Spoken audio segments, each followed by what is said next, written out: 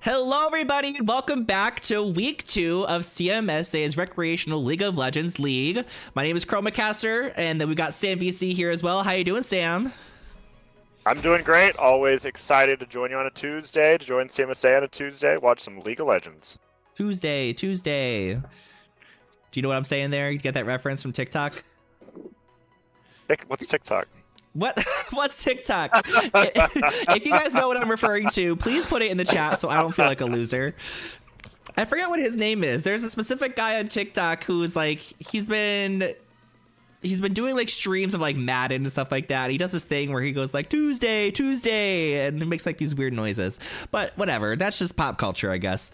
For today's games, we are going to be following the Pearl League. So we'll initially be following, well, for the whole game, we're actually be following Mythra. I actually told Sam that we're going to be following Vladimir, but that was a lie. So we're going to be following Mythra all day today.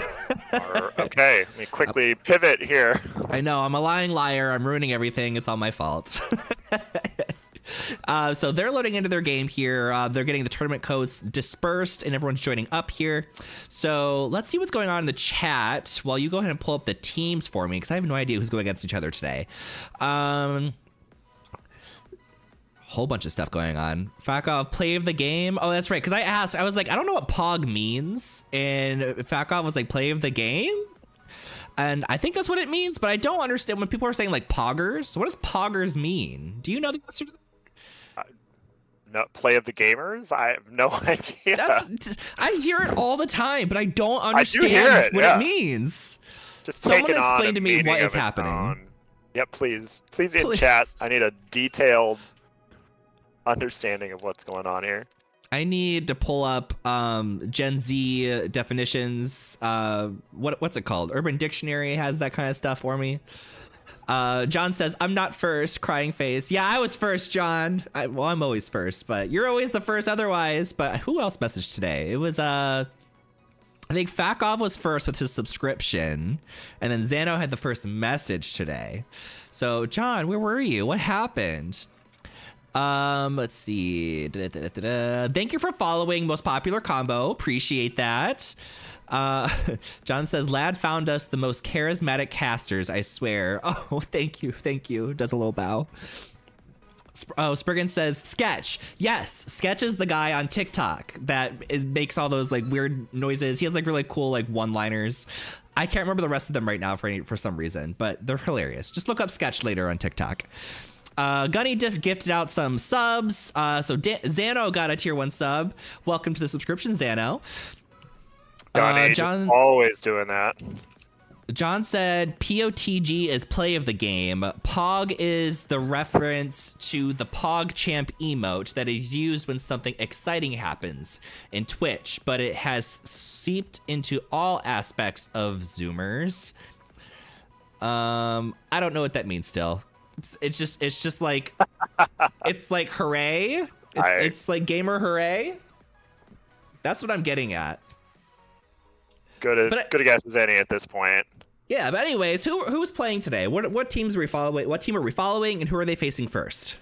We've got Nyla's Naughties. The team we're following. Mythra's team composed of Gunny Hartman, Giraffesicle, Cassandra, Disc100, and Death by Noob. And I think, let's see, first round they're taking on Orn's Otters.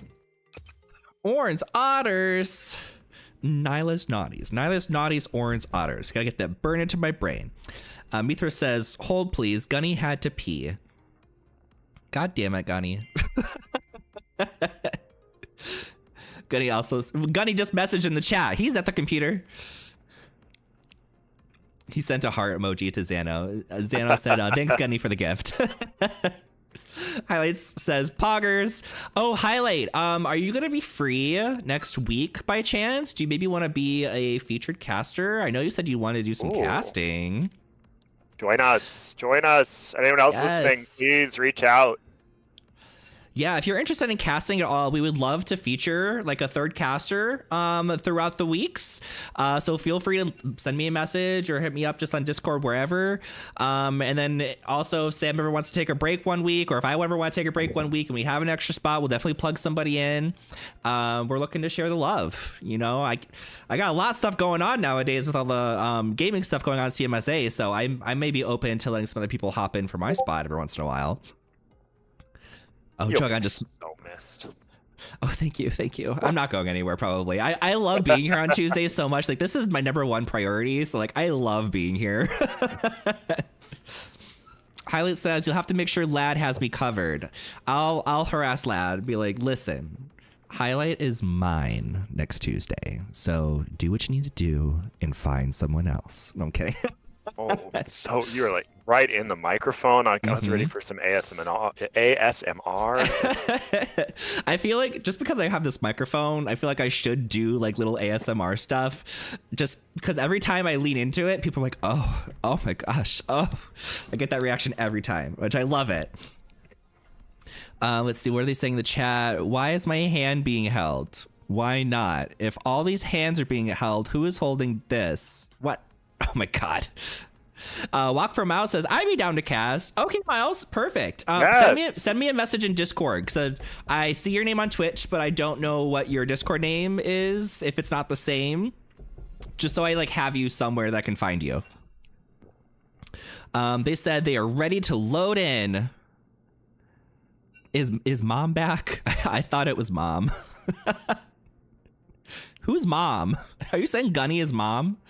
Or Mom's Jeans outlet, maybe? Oh, yeah, Mom Jeans outlet. So not my comment being on the stream, arg.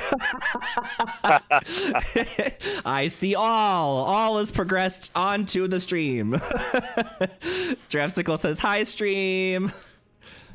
Oh my gosh, I'm getting so hot. I was like freezing before I sat down, and I put a blanket on and a sweater, and I took the blanket off, and now I just have the sweater, and now I'm freezing. I think I'm actually gonna take the sweater off and flaunt my CMSA merch that I'm actually wearing at the moment. What a great segue, and just in time for our new season. Oh yeah, let's switch to that while I'm taking off my clothes. Why is this Trundle ban happening every week? I don't understand. I need to take my headset off. I mean, #1 top laner, super solid pick in most team compositions, and like so many of our players will break out Trundle in the top lane. So it's no surprise, I think, to see Trundle ban week after week. Just like it's no surprise to see Lux either picked or banned week after week. Quit banning Lux. That's just straight up homophobic. Let her in the game. A Nivea ban? Who plays Nivea? I don't see Nightwolf in this team. Let's see. Thank you for following Mikey1SDF. Thank you so much. Oh my gosh, we're getting so high up in followers. I think we're inching close to 550 now. Oh my god, 550? It's like so just many. A second ago we were at 500. This is I know. incredible. At the end of last season, we were begging for 500. Now Yeah. we're inching towards 550. Oh no, shadow ban? No, vibe ban. I'll beat it out of you. Mikey says, howdy from stormy Kentucky. Hello. Hey, stormy Kentucky, stay safe out there. Yeah, we were technically in a tornado watch earlier in Chicago, or was it a warning? No, a watch. Watch is before warning. Watch. Yep, and it lasted like all of 10 minutes, but it got really intense there for exactly a 10-minute window, and then the sun came back out. Ooh, Viego again. We saw Viego twice last week, didn't we? Viego, yeah, we did. Viego, I'm ready to see Gunny on Viego. He can break out some different looks. He knows how to play so many different champions. So just the perfect one. If you're not sure what to play, just take Viego. You get to do them all. Yeah, just take whatever. You get to do everything. See, that's the thing with Viego is I can't handle the ult because yes, I know pretty much all the abilities for most of the champions, but I don't think my brain can register switching to someone else's abilities that quickly. Oh, another Volibear. We talked about Volibear a lot last week because I was like, oh god, he's OP. He built Boots of Lucidity and a Kindle Gem, and he's diving under tower. It's able to 1v3. So yeah, Volibear. so strong. I'm not sure out of where. Like, just unbelievable. I know. Actually, the clip for last week that I posted earlier today was of us talking about Volibear. An Orianna pick. Okay, Orianna is one of my OG mains. I don't see her very much anymore, but when I do, oh, it's so satisfying. Landing those big wombo combo alts. I wonder if they're gonna get like if they get like a Malphite or a Diana in here. Probably not Diana unless she goes top. I want something big and wombo-y. And maybe a little tanky, especially with a Jinx who're looking to just play a front-to-back team fight. I mean, Orianna's great with that Jinx. You've got the critting rockets with all of them grouped together, so they just are one diver away from having a really solid composition over there.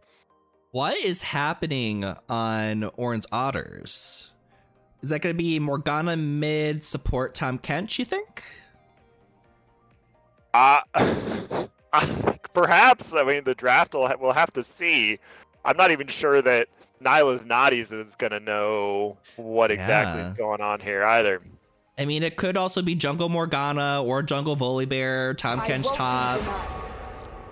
There are definitely options. Oh, I like that they got rid of a Sejuani, so one of those big tanky frontliners that offers a lot of CC. So they're trying to take that away. We'll see if maybe a Mumu follows. Although that is targeted at a jungle, who maybe they're thinking a Lane Viego here with a Sejuani. Lane Viego. Well, they're banning the Sejuani, so I'm not sure. Maybe this is a flex pick for Nyla's Naughties.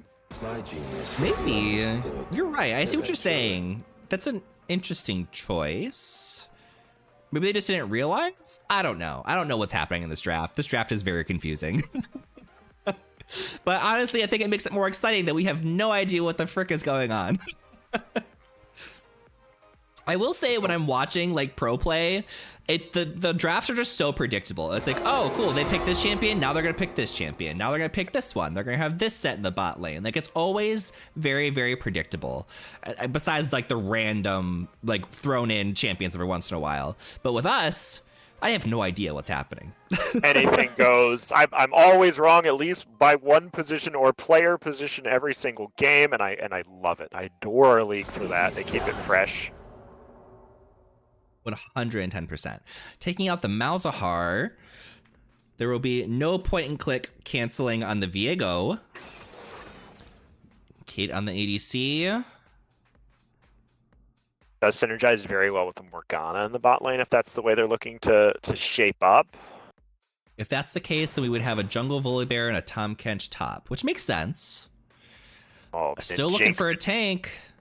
Yeah, definitely. Probably coming in here. Jinx and Janna is going to be two queens of the bot lane like right now. Jinx able to output so much damage. Janna very safe in the laning phase and all throughout the game, and it's going to provide the peel you need for the hypercarry. Look at this. The wombo! Straightforward as you can ask for from Nyla's Naughties. Talk about playing it by the book. Okay, so it is gonna be Veigar mid, Morgana support, Volibear jungle, Tahm Kench top. At least from what I can tell so far. I think that's a safe bet. It also could be the Veigar support. It's not like we haven't seen that before. I definitely like the Veigar here. Gonna at least put down some threat for the squishies on the side of Nyla's Naughties. And last week we saw Veigar no one could touch. Just get so big and strong, and it's impossible for anyone squishy to get close without just getting blown up. So maybe it's going to serve as a good deterrent to this Viego if they get rolling, if Gunny gets rolling, if Jinx gets rolling.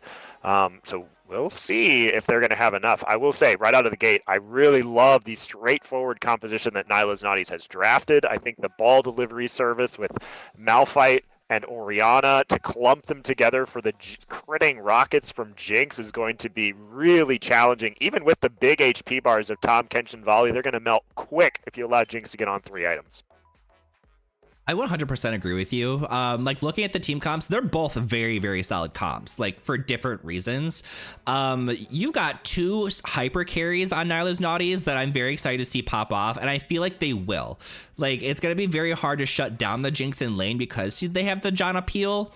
And then Viego has a pretty solid chance at closing out some of his ganks pretty early. Veigar doesn't have a whole lot to save him if they can just get past that stun.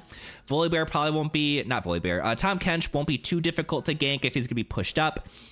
So he's going to be able to get those kills early, as long as his team doesn't push up too hard. So there's going to be a little bit of strategy behind that. But I will say that Orange Otters has a better scaling option into the late game as long as they don't let those hyper carries pop off early. Yes, I can definitely see that. I mean, the scaling is going to be real, and Caitlyn can just one-shot you in the late game. Veigar can one-shot you in the late game. It's there. It definitely can cut both ways in these fights. You have like a big, straightforward team fight, but you have some high burst if it gets to like the 6-item, 40+ minute game that can sometimes happen. So yeah, in the late game, it could definitely go either way. It's going to be super, super important to have wards down and make sure that you don't get picked off. You know, last season I felt like every single matchup we were like, oh, this team's probably gonna win. Like it's pretty one-sided here. And then we were proved wrong a lot of the times. And then like last week, I think we always chose the loser as the winner. Yep, not a great guessing game last week for sure. And I was so pleased by that. I mean, we had some great games last week. I hope that this week can be as back and forth.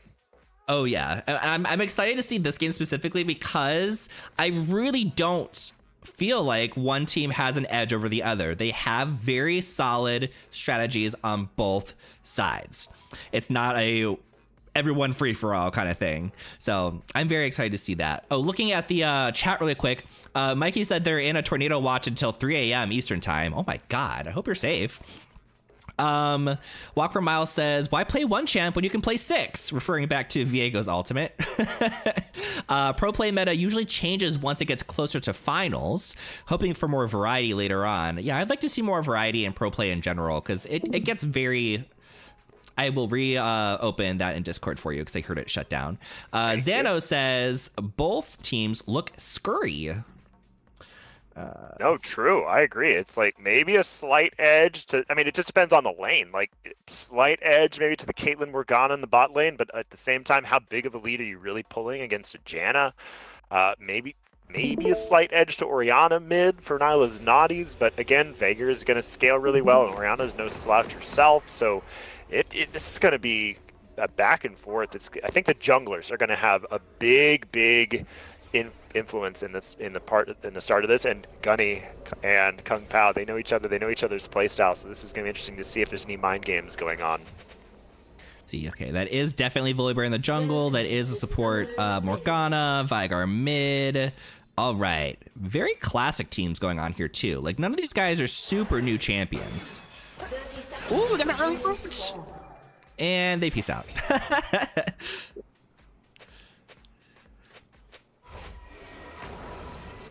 Invade, invade, invade!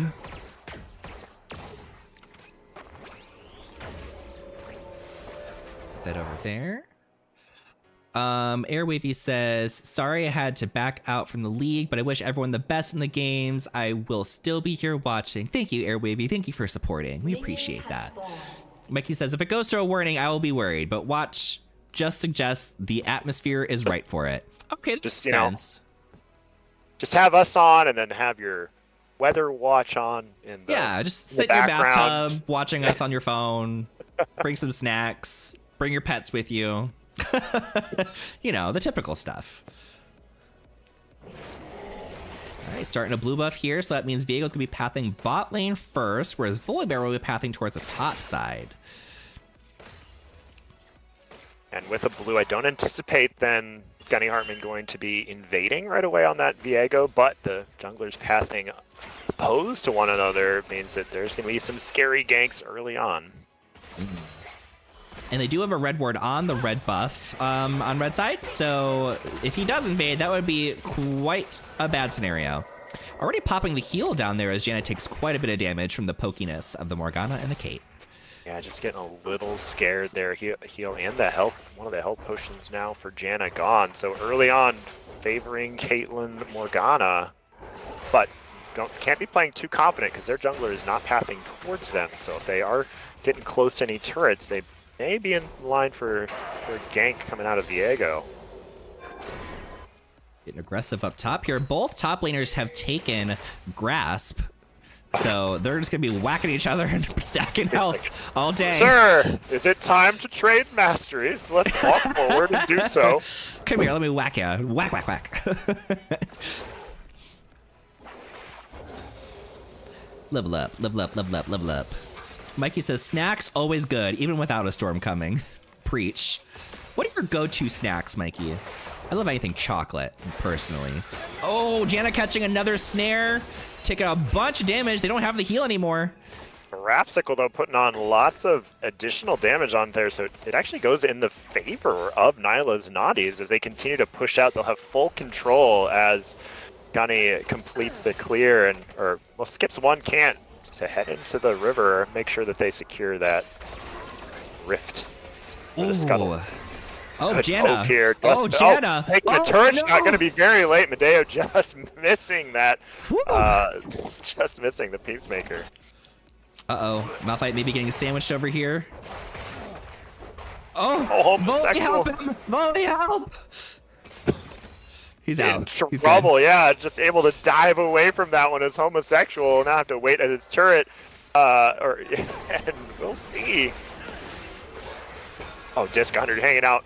Dark Binding lands. Now Jurassical had low on HP, but Gunny in the area here to counter. Medeo now without a summoner will fall. First blood there going over to Gunny Hartman on that Viego. Man, we had a top gank and a bot gank at the exact same time, but looks like bot went in the favor of blue side and nothing happened on the top side.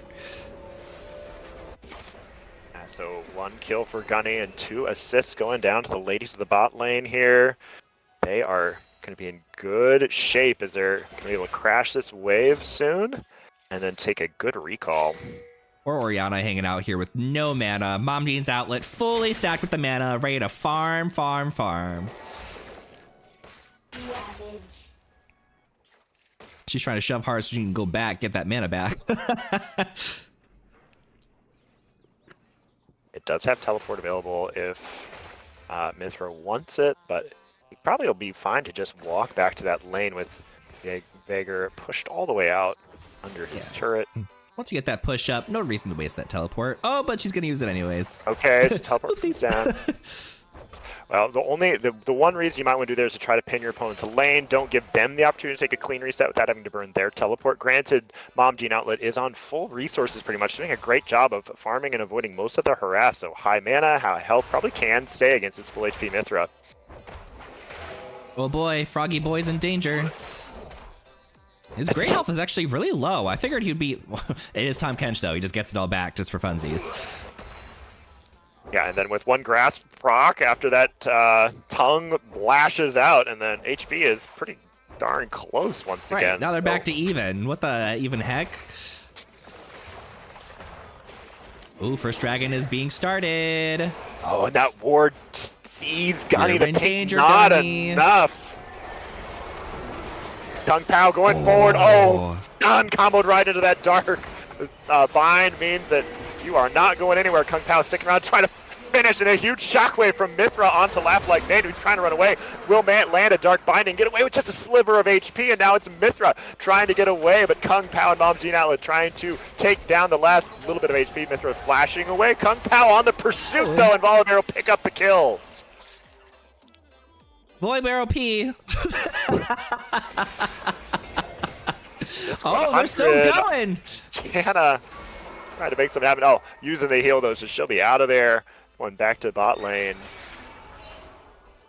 That was a hack. Outlet, That should have hit. Close. something, river, Z-axis. Viego go ahead and starting the grubbies, getting a little objective in exchange for that dragon. Volibear heading in that direction. He said, these objectives are all mine. I don't know what you're thinking. They do secure 2 before the fight begins. Volibear's a little low. Malphite throws down the ult. Knocked up. Their jungler goes down. Tahm Kench might be able to get out of here, but that's definitely going to be some 3 grubbies for blue side. Run, Tom, run! They're not giving up. They said, you're going down, Froggy boy. Homosexual finally going down. Oh, and look at that. We get to dive right away. But not over the wall. We'll have to slowly walk back and claim that final grub here. I thought he was going to dive right into the final grub. So Gunny picking up all 3. So a good turnaround after getting picked off by trying to sneak the dragon. Was just spotted by that ward outside of vision. But turns it around and secures all 3 of the grubs, in large part thanks to his top and mid laners coming to support him. And that's the sign of a good jungler. You don't get one objective, you go get another one. You gotta trade them. I am not a good jungler. I don't do that very well. Don't let me jungle unless I have to.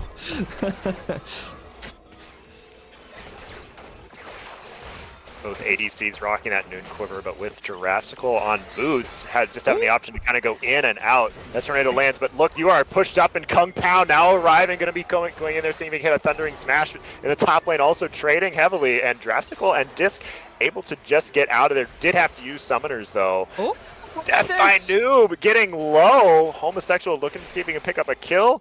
Gunny, very afraid of this level 7 Tahm Kench. Big boy in the top lane here. Homosexual is completely fearless, even at half HP against Gunny's Viego, who has now hit 6. Like, let me just get this grasp off really quick, and then we're gonna walk this way. Gunny does have his ultimate, so I'd be a little scared, but Tahm Kench also can be surprisingly beefy, even though he's very low health already. Oh, they're gonna dive it. Oh, she catches the snare. That means it's gonna be a dive. Turret gets canceled out, and pop! Ace in the hole. Bringing the storm in that bot lane there as Volibear walking away, just taking that one and a couple of plates. And Viego went down. The frog murdered him. And he waited maybe a little bit too long there. Danced around, said, well, am I going to go in? Am I not? And finally decided to go for something, and it was not enough. So this Tahm Kench going to have so much HP. You know, It's the impossible icebreaker for the day that was listed in the CMSA chat was, which champion do you feel like is the least annoying to go against? And then it had like a comment about, it's really easy to complain about the most annoying.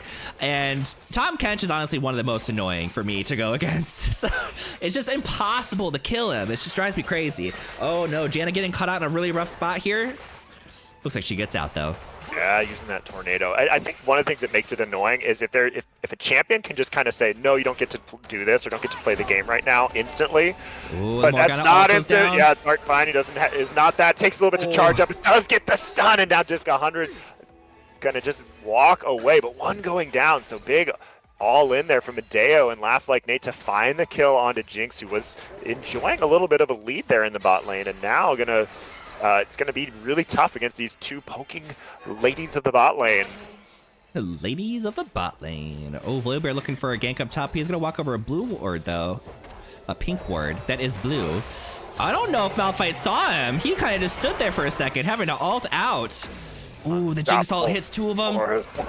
Can't get the Mega Death Rocket. Gunny flashing forward, immediately met by a flash, so they are safe.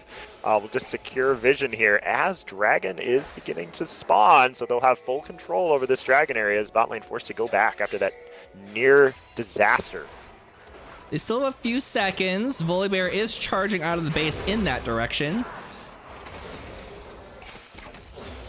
And they didn't rotate straight to it, so it looks like that Dragon is not going to be as free as I thought.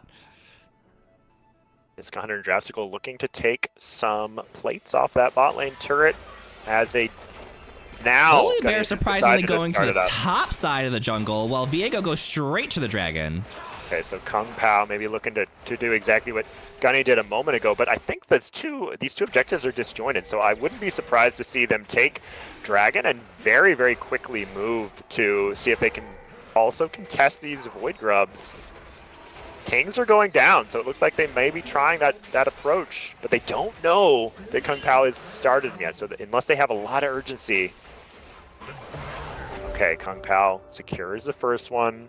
He said, I'll go invade their jungle instead. They'll take all three. Yep, deciding not to try to make anything happen. And if you have correctly spotted them top, this is very dangerous for a dive. That could be what they're looking to do. Gunny in the area on that Viego dives incredibly well with so much damage, but not if one of your teammates is down. And look at that, Monsoon, not enough to actually break that soul shackle. And so that is a Janna getting 1v1'd by Last Light Makes Morgana. I felt like the Morgana wasn't knocked back as far as she should have been. Like, it may have caught the wall. Mythra flashing forward, and Command Shockwave finds the target, but Laugh Like Nate able to black shield and walk out of there. Bully Bear said, this jungle is mine. Yeah, they've definitely split the map here. Both these junglers just kind of camping out. Not really threatening much outside of this, as all the laners playing very safe or finding kills where they can here. Homosexual, though, just continuing to take his grass stacks and walk away in the top lane. That's kind of been the theme of it. Let's see, who has the... Ooh, I'm going to check stacks here. He's got... Where can I see that? If I hover over it, doesn't tell me. If I click on him... I want to know what the stacks are at. Tell me. It's not going to tell me. Come on, spectate mode. Oh, wait, if I click this and click that... Here we go. He's at 611 health from Grasp, and then Malphite's at 478. Damage. All right. Just diving right on in there, Death by Noob. It is just under a relentless attack from the fish here. He's just dancing around minions. You don't give a crap. The ultimate, the epitome of top lane we're witnessing here. They're just both so tanky. Death by Noob, are you going to smell this one out? You do have Gunny in the wings here for a 2v2.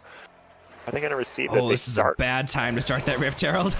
Oh boy. Gunny, right here. They're diving on to Death by Noob, who is able to just unstoppable force away. So it looked like it was going to be tricky, but they're out. But they are out of Malphite ult. So let's see if they're going to use this to try to take this Herald.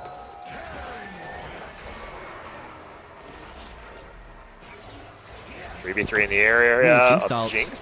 Yeah, Mega Death Rocket landing on just the target. Death by Noob flashing out, but is not going to get far enough away as the Viego takes so much Gunny trying to run away from this now, and is going to be able to stealth out. Mythra putting out some damage, but it's just not enough sustained damage as Kung Pao is going to have a lot. Oh, now you're in the cage, Mythra. Oh, but putting out a lot of damage. Momjean's flashing away, but not before Kung Pao finishes it off. 2 kills here, and it looks like a rift secured for the side of Oran's Otters. Yeah, what a big play for Oran's Otters. Getting a couple kills off, getting to secure another objective after just getting the 3 grubs and basically canceling that out for Nyla's Naughties. It's they just got quite ahead. Now they got like a 3K gold lead. Oh, and this is gonna be a shutdown? Shutdown? 300 gold shutdown? Shackle's gonna find its mark and a stun. You're gonna be there a while, Gunny. And now Momjean Outlet coming down there, eats another stun, 3 in a row. Momjean turns it around and Laugh Like Nate. So Morgana gonna try to walk out of there. Mythra's close though, doesn't have Shockwave up quite yet. Disco 100 now getting low. Mythra wants to find it, but it's just not enough. Morgana will find her way out, and now Mythra inside of the cage gonna have to patiently wait. Unless they're willing to dive, I don't think there's much more happening here. Medeo, though, arriving to Siege 4 in the mid lane. Morgana said, I'm scared. Oh, here comes There's the shutdown. Finding the target that you want. Giraffical, she's going to be pleased with that one. And she's excited on the bot lane turret, so 1 soon to fall. But now Momjean Outlet just walks forward, drops down a kill, gets 2, but will pay for it with their life. A shutdown onto the Janna this time. Need to make sure I mark that for the stream. Add marker. There we go. Bloop.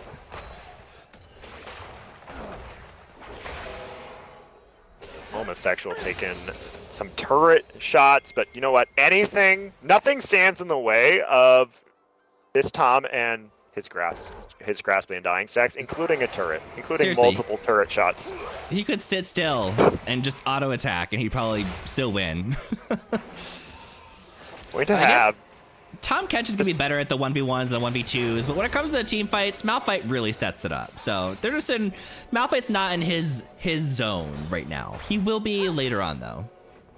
Right, and Tom, even though Homosexual doing so well in this 1v1 right now, Tahm Kench not the best at team fighting or split pushing for that matter. So even if Malphite's going and Tahm Kench is staying behind, not much to be had there. But one thing both these teams want is this dragon. It's tied 1 apiece. Look what you've made me do. Okay, see, that one knocked her out of it. Oh, but she gets caught by the snare and goes back down. Tom going in for the 1v3. It looks like it's going to be a dragon for Orange Otters. And Shockwave used, now the Super Mega Deck Rocket used, so they don't have a lot of the big ults besides Malphite's Unstoppable Force to really play around with, so I don't think they're going to try to take this 4v5. Just not enough was used here, and Homosexual, if you're going to commit to take him down, it's going to be at least a 30-second endeavor. Yep, and then here comes the rest of the team. He's like, here, come on in. The team fight's fine. And he ults all the way out. Come on, Stall. Ace in the hole, not quite enough. Oh, he takes the teleporter. That's the gate out into the waiting arms of the enemy team. 2 of them gunning now here, trying to look, do I fight, do I run? I'm not sure. Death by Noob looking to turn as they do pick up 1, but it's going to fall here. Shockwave not going to be up, but a great ball placement there. But they are coming out behind on this one. What aggressive play from Orange Otters to just take the base gate, and they're not done yet as that Dark Binding falls, forcing the flash, or else that Mom's Gene outlet for sure would have found that target on Event Horizon. And not Nyla's Naughty securing the blue buff mid-fight, too. Oh, I think that was like the Janet Tornado running through that to secure it or something. That was so much. That was wild. Well, the lead continues to grow here for Orange Otters in a mid-game that I think I was favoring Nyla's Naughties, but just the amount of gold on the carries of Orange Otters and the lack of any clean team fight. It's been kind of a pick happening here. Unfortunately, Disc 100 getting picked there to start that dragon, and so not really just a clean team fight. So we may have to wait until either a big Baron or maybe the next dragon to see some big 5v5, because Nyla's Naughties is really gonna want a proper 5v5 to get back in this game, I feel. Yeah, I mean, like we were saying, we needed those hyper carries to really succeed throughout the early and mid game for them to carry throughout the rest of this and commit to those wombos. But we're getting later into the game now, and Orange Otters has the better late game. And not only do they have the better late game, they have had the better early game and mid game already. So it's looking pretty towards Orange Otter's success here. You're going to have another big opportunity, though, once Jinx Dropsicle finishes her Ruin's Hurricane and the boots. And then if you can get a good team fight with those big critting AoE rockets, there's definitely a surprise factor you can still catch Orange Otters with in a team fight. But you've got to get your carry on those items. So right now, if you're Nyla's Naughties, you got to think about farming as best as you can to try to get your hyper carries into some sort of cash flow and items. And this is a really interesting Viego build too. Like, I typically see the hyper carry Viego build where he's either rushing the Kraken or the Blade of the Ruin King, but he has chosen to go with the Sundered Sky and some Merc Treads. And it looks like he's going into maybe a Death Dance with a Caulfield's Warhammer here. We'll have to see what that turns into, but it's definitely not the typical hyper carry build. Which I don't hate here, because you're nervous about getting one shot, either after CC into a combo with Kate or just straight up by this Veigar. And so what he's done is allowed himself to just survive that initial burst and then continue to participate in the fight and buy time for the Jinx carry. Tom, quit bullying that Malphite. It's not even close anymore. You've got your grass back. What more do you want? The whole kill. He goes on a spree. 3 kills now for Homosexual. And what is going to answer this Tom? Everyone report Homosexual for harassment, because that is what I'm witnessing here. Don't actually report it. That'd be very sad. No, please don't.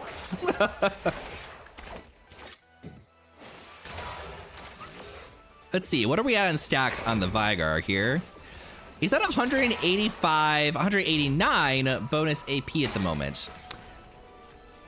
which is actually surprising. Being at 130 CS with 5 kills, I would think he'd be a little over 200 by this point. So he's not like crazy ahead in the stacks or anything, but he does have 5 kills. So he's fine. Uh-oh, Janna, you're in danger, girl. That frog will 1v3 you guys. They're committing to try to take down Homosexual. Little they know the rest of the team is galloping in. They've burned now multiple ultimates to try to take down this Tahm Kench, but the Grey Health is kicked in, and now they're having to run away. Kung Pao takes out the first one, and will they find more? The answer is yes. Momgene Outlet taking Primordial Burst right to that Orianna, and Mythra's down. Now they're going to take an easy Dragon Control. Not Tahm Kench living again. Oh my goodness. Ooh, blind snare. Fully said, come here. All will crumble. God, Volibear is terrifying to go against. The rework was just somatic, a home run for Volibear. Like he hits that Q, that thundering run. That's not its name. I don't remember it. The Thunder Run. Thunder Run right at them. But it's terrifying.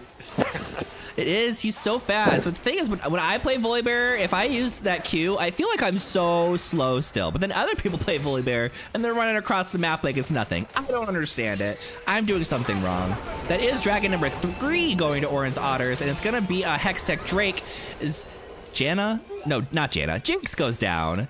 Yeah, you're saying you're not quite understanding, and I think she was not at all ready for that Morgana to be there, and just gets taken right up. So, and Phantom Dancer complete. So one thing about Phantom Dancer, you definitely have a little bit more punch to get through the tanky front line. So no, you don't have those AoE, but you've got more maneuverability with the movement speed. You've got a little bit more higher DPS. So maybe that's kind of the idea, is let's find one target, get him down as quickly as possible here with Phantom Dancer. What do you think would be the strongest next option for Jinx? Do you think she should be going into a Blade of the Ruin King for that really healthy Volibear and Tahm Kench? Do you think they should just go Lord Dominik's? What would you go? No, you got to go Last Whisper in this position. I think it's Last Whisper or like Infinity Edge. You kind of really need both of those before you're really starting to melt the enemy team. So both. I'm not sure which one comes out perfectly on the damage for Jinx here, but I definitely don't think you're going for Blade of the Ruin King. I think that would be a trap in this position. Stick with your approach of crit. Stick with your approach of going for Lord Dominik's. That's always going to be your strongest item versus all of the armor stacking that they're doing. But here's another skirmish, and Homosexual does not care with all that Grey Health. What is dying? I do not believe in death. Except your death. I am the storm. Get him, Volibear. Ooh, Viger running for his life over on the side there. Momgenes, you can do it. Get out. Running for their lives. Yeah, that Jinx rocket just missing there as Veigar able to walk away. Gunny now, though, are you going to be as safe as the Thunder comes down, blocking off the retreat path? And now there's not a lot left to do. Dodge, one Dark Binding, gets a little bit HP, but it's just a matter of time. Kung Pao taking so much down to off of Gunny here, up 4 kills now. Dodge, duck, dip, dive, and dodge, Gunny.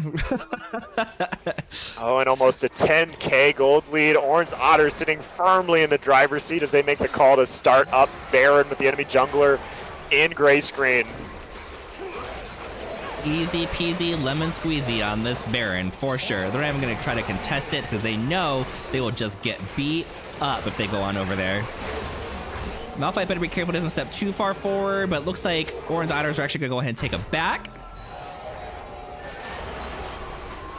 But yeah, they just get to cleanly reset this. They have so much burst. I mean, look at that Caitlyn build. Stormrazor's IE says, I don't need attack speed. These fights are not lasting any amount of time.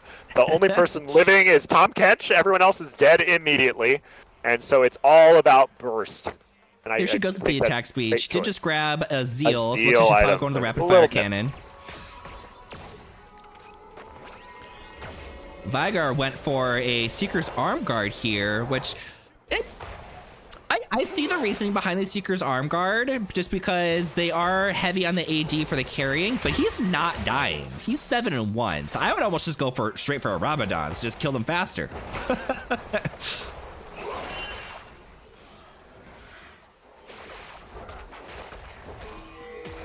Just hanging out there, letting those minions beat up the tower for him, no big deal.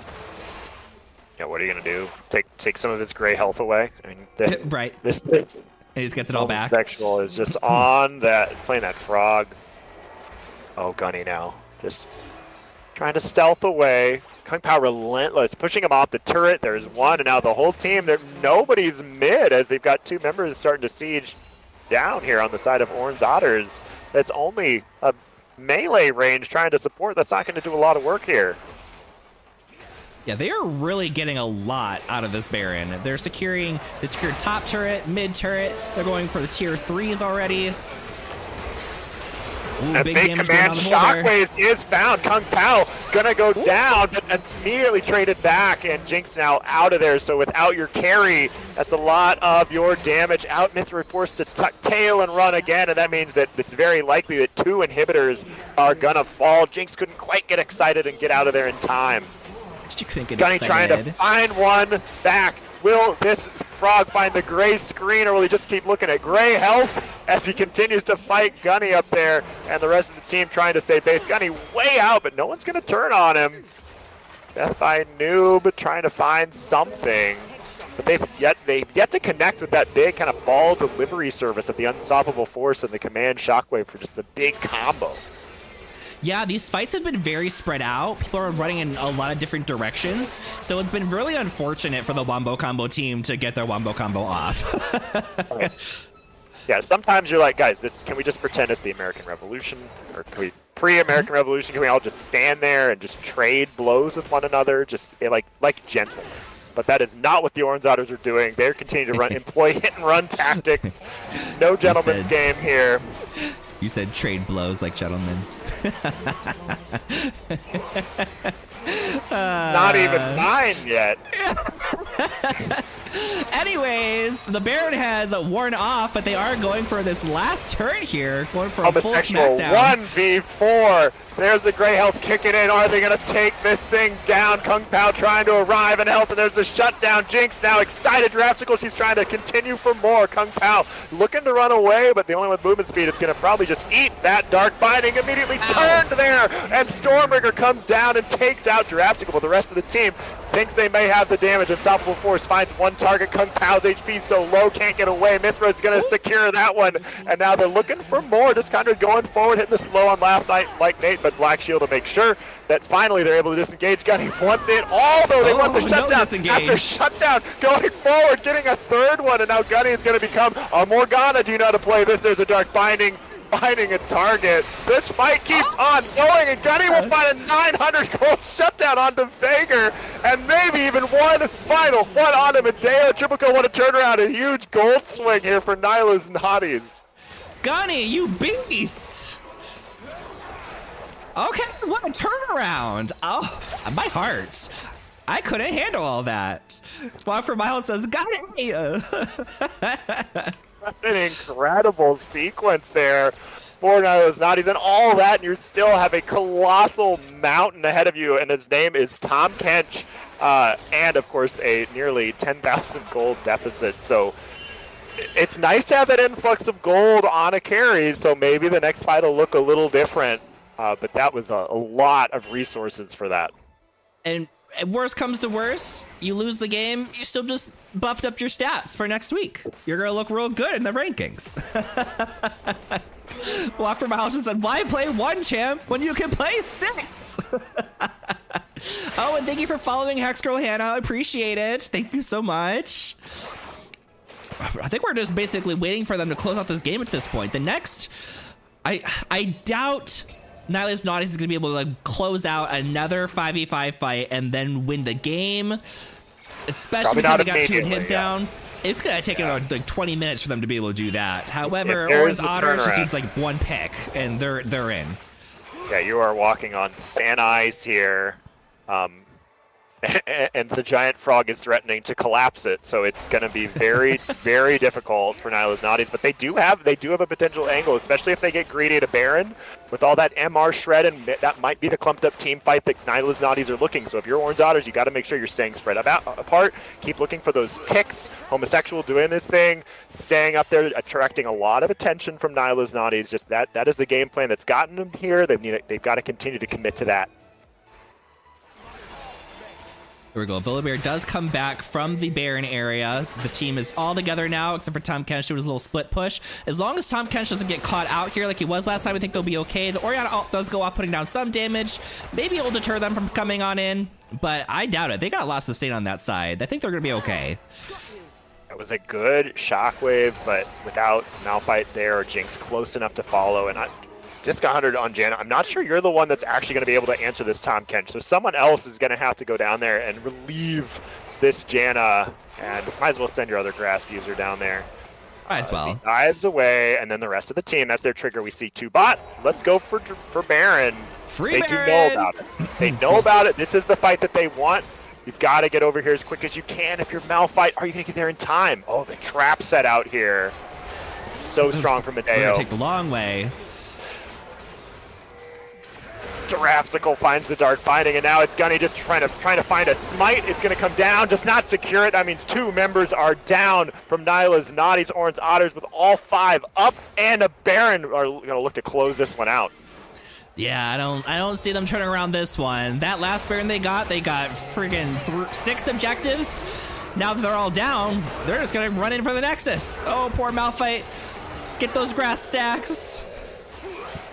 Let's check their grass stacks real quick. Why not? Right before we close up the game here, Tahm Kench ended up at a total of 2240, and then Malphite, I can't click on. I want to find out. I can't click Malphite. We can't. Not in gray screen. Only No. gray health. Orange Otters coming away victorious against Nyla's Naughties in game number 1. Well played, Orange Otters. What a great game. That was awesome. They Well- they took control pretty early into that game and just never looked back. They were just a relentless wall. Gunny on Viego trying to make a little something happen, but it was just too little too late. Well, based off what you saw, who would you say was the MVP for the game? I mean, there was one name that just kept coming up, and his name was in gray. Homosexual just played incredible on that. Tahm Kench was an unstoppable force throughout the game, was able to just walk at Nyla's Naughties and get things started himself. So I would give it to Homosexual. Yeah, Homosexual was definitely a bully in that game. A bully in a good way for his team, absolutely. So I would definitely say MVP goes to Homosexual, but play of the game goes to Gunny Hartman for That was quite for that. the Was it triple sequence. kill, quadra kill? I think it ended up being a triple kill, but he was there for every single one, just playing and played almost the entirety of Orange Otters in one 1 minute segment. Seriously, no, that was wild. And Hex Girl Hannah in the chat said, "Hey, that's a catfish, not a frog. He looks like a frog. I guess he looks like a catfish too. I see what you're saying, and I deserve to be criticized for it."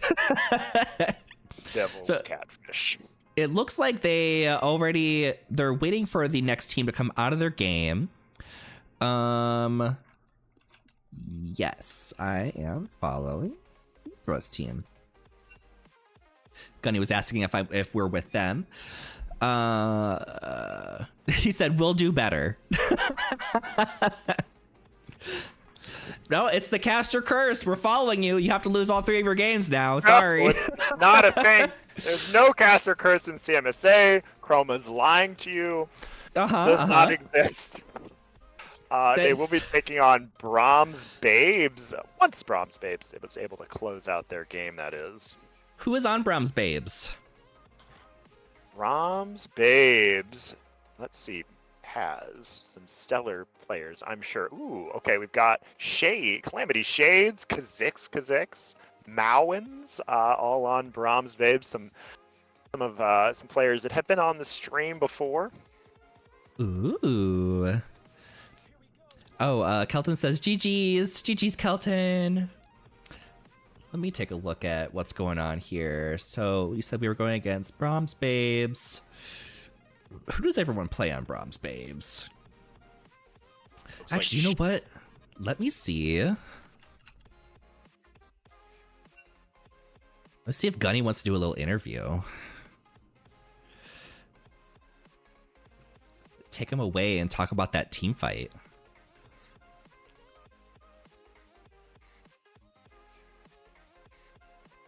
Okay, so Mom Jean's out. It was actually a sub for Orange Otters. Oh, Gunny says, of course. Let me just go in there and grab him real quick.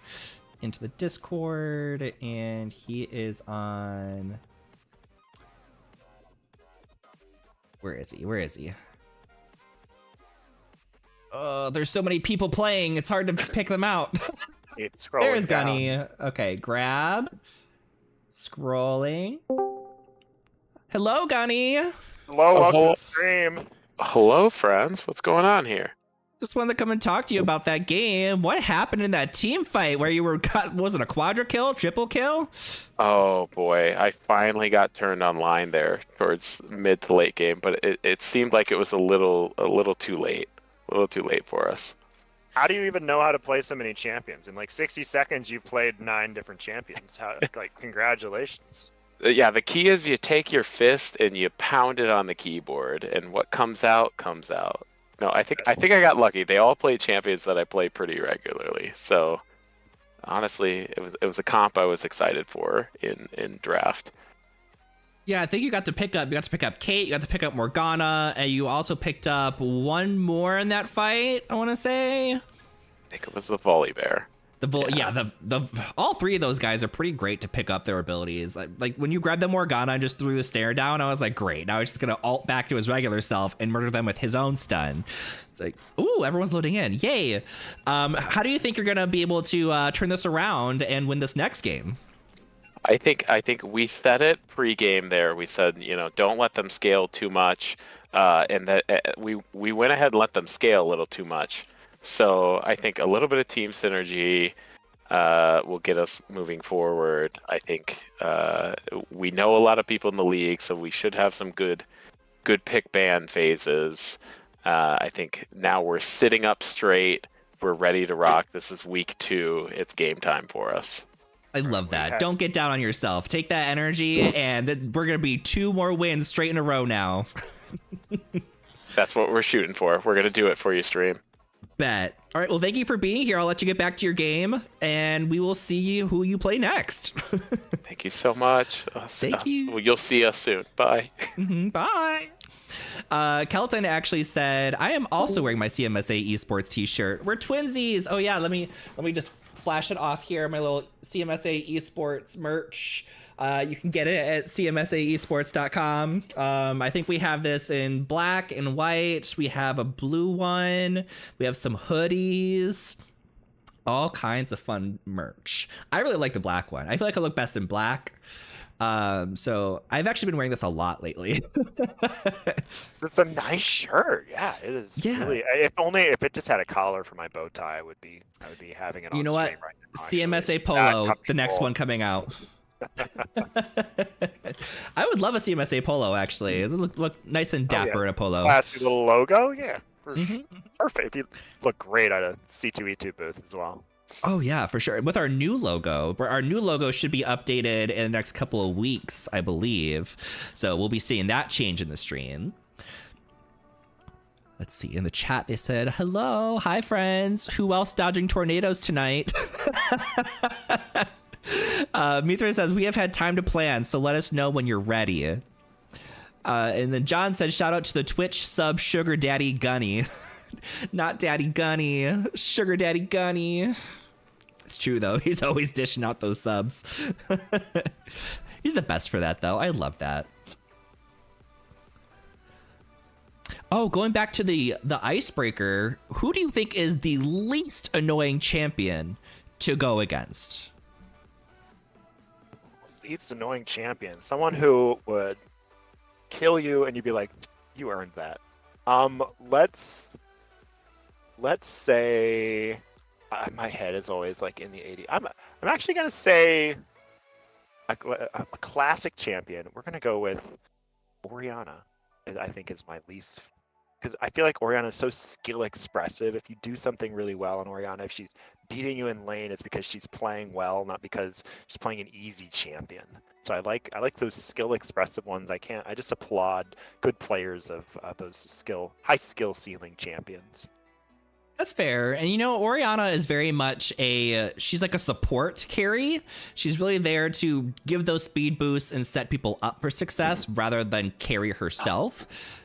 Can I add a second one? Oh yeah, go. I also love Bard, not because necessarily the gameplay wise isn't annoying, but because Bard is just so chill to have in the game. You hear the little like chime noises, the relaxing the relaxing sound of the trumpet, and so it's just always so nice and relaxing and not annoying to have a Bard in your game.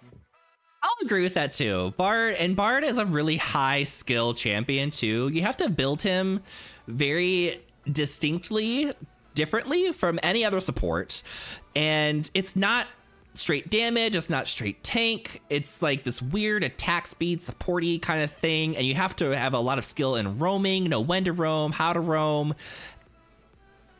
So if they're succeeding, they definitely earned it 100%. Someone else said in the chat to the icebreaker that Ivern would be like their least annoying person to go against too, and I think I vote for that one as well. Ivern literally is probably the most simplistic support I could imagine, and then you put him in the jungle, so he's not even a problem most of the time. Let's go ahead. And then you play against Rengar Ivern, and you're like, "What is this? What am I doing?" But then that's because Rengar's OP. That's true. It's a bad influence on the otherwise non-annoying Ivern. Got a Zac ban and a Master Yi ban right off the bat here. Going all for the junglers. Are they gonna ban out his Viego? Do they want to let Viego come through again? Gunny in the chat said, "Walk for miles, you winning, son." Walk for miles said, "Father figure." In regards to Gunny. Lissandra and Diana taken out, so no dive comps, or at least not the best kind of dive comp. 2 jungles and then 2 mids. Let's see what the third round of bans are going to be. It's gonna be two ADCs.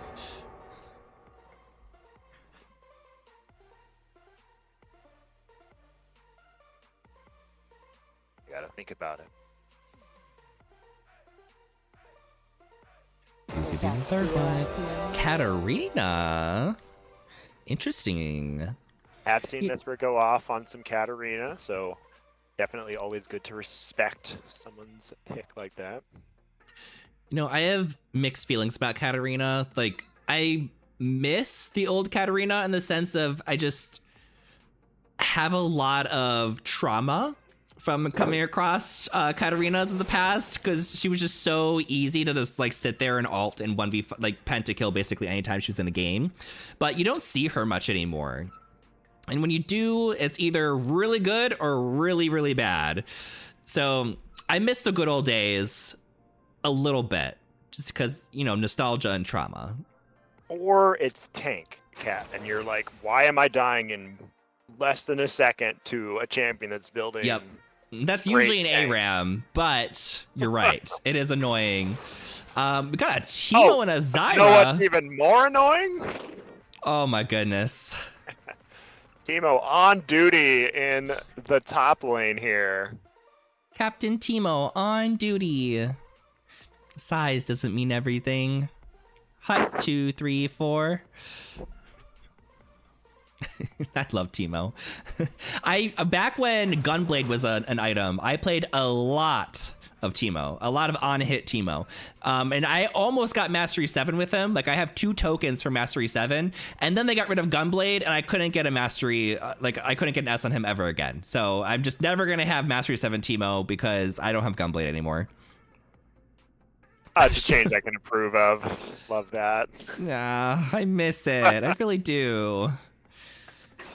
And they keep pooping on Omnivamp. Like, now we just got like Riftmaker, which you get it after some stacks. This is an interesting draft we're seeing here. Comp.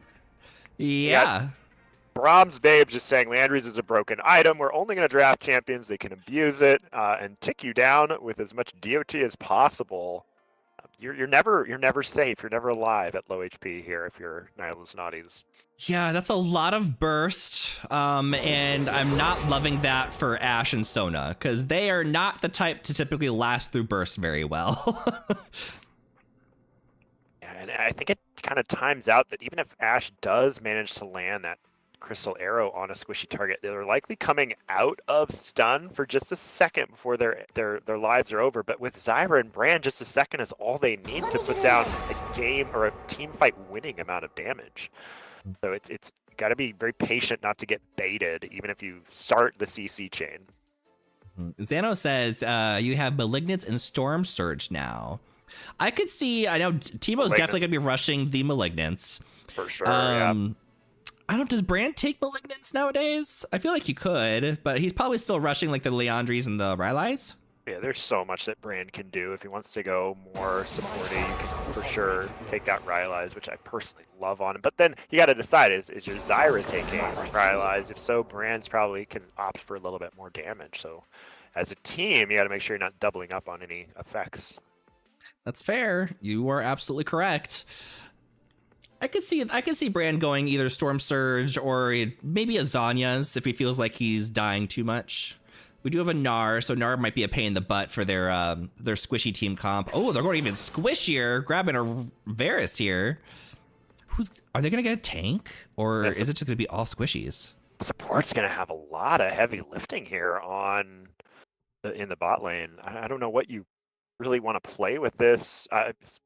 It's maybe a Zyra support, so I guess you're looking at a jungle tank here. You got options. Watch them go Evelynn jungle. All AP, and then you can go AP Varus and make Cho'Gath the Tom Kench of this game. Yeah, if they go like Evelynn or Shaco or some squishy jungler, this is some wild decision making.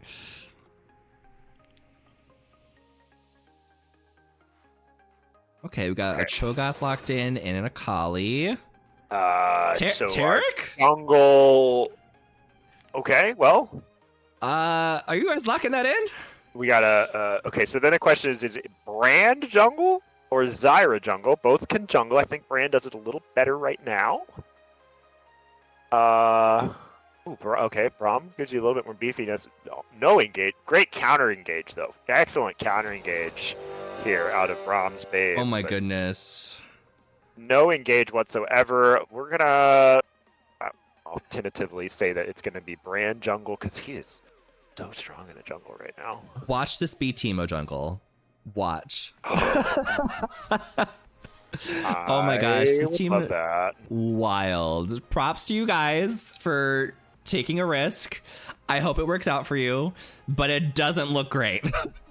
But also, like, what is it? Have you seen Cho'Gath jungle in the last 5 years? This is new to me. I don't know that Cho'Gath jungle has made it on the CMSA esports stream in a very long time, if ever. Not a traditional jungle.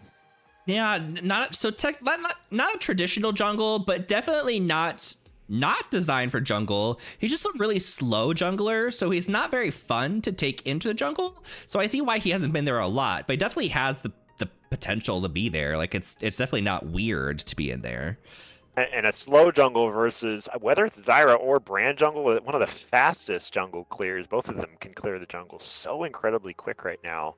So, assuming it's not a Teemo jungle, of course, in which case I cannot say how quickly Teemo clears the jungle.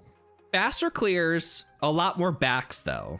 Cho'Gath is going to be able to basically sit out there for as long as he wants. So there's give and take on both sides here. But based on what you see so far, who are you leaning towards for the win? Honestly, I think I'm leaning towards Brahms Babes for the win here. I think it's insane their draft, but I think I see the reasoning here. And one of the things that's really missing from Nihilus Naughties is some sort of a big engage. They're really going to have to put a lot on that Gnar going mega at the right time and hitting a big ult.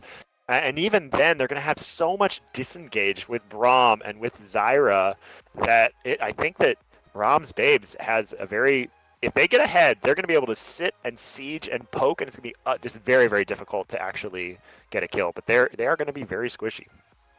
Yeah, Walk for Miles says, "OMG, it really is It Brown really and his is, babes." They went for the thematic draft, which probably is why the team composition is what it is. So I love it. I love that. I love that.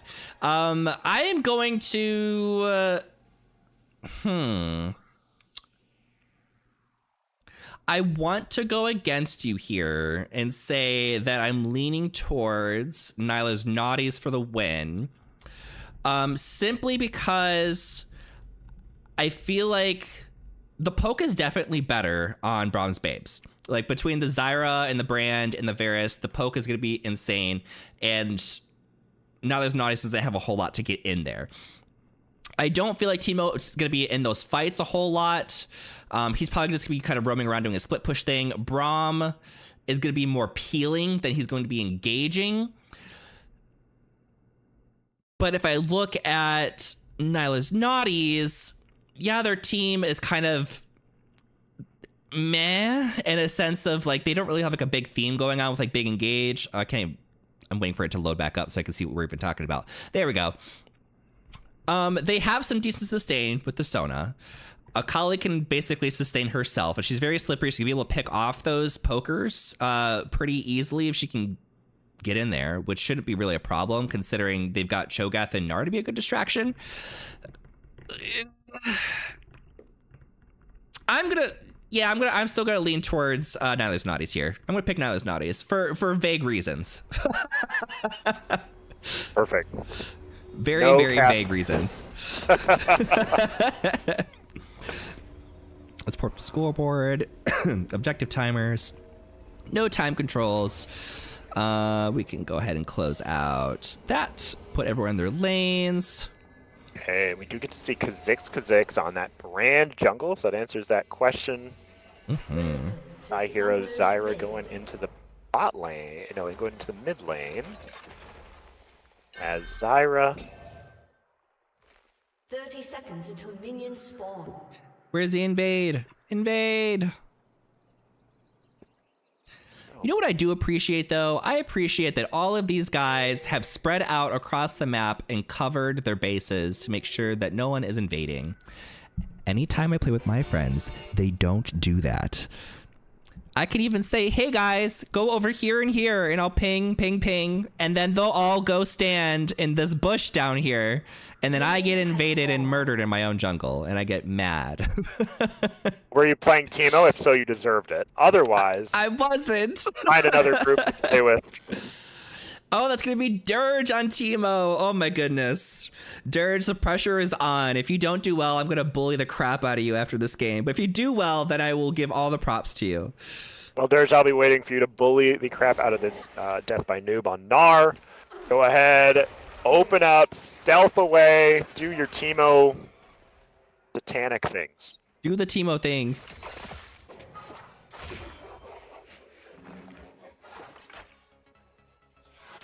I'm interested to see, to monitor the clear of these two, because I'm anticipating this show to take such a long time. So we'll see if Gunny has any tricks up his sleeve as he's jungling this. And the first trick is we're not even going to go to Golem, so just skipping that all together and going right up to those Raptor camps. I mean, there is a Teemo in the top lane, and that's what you get for playing Teemo. You get ganked a lot. So he's going to probably just run straight for that top lane for a gank right after he gets that blue buff. You chose this life, Dirge. You chose it. And Dirge slightly pushing up, so that also puts him in a dangerous spot as a Teemo. Yeah, this is the wave you want to crash and put onto your little save, can get that vision down, although 2 wards were expended early, so won't have anything super quick to spot anything out of the jungle. Although the HP is high, so we'll be able to get that around. My gosh, I think I need to get a new headset. Like my headset, I keep adjusting it and then it just like loosens up over like a few seconds, so it doesn't actually fit on my head correctly, and it's driving me freaking crazy. So I've been touching it a lot throughout the stream.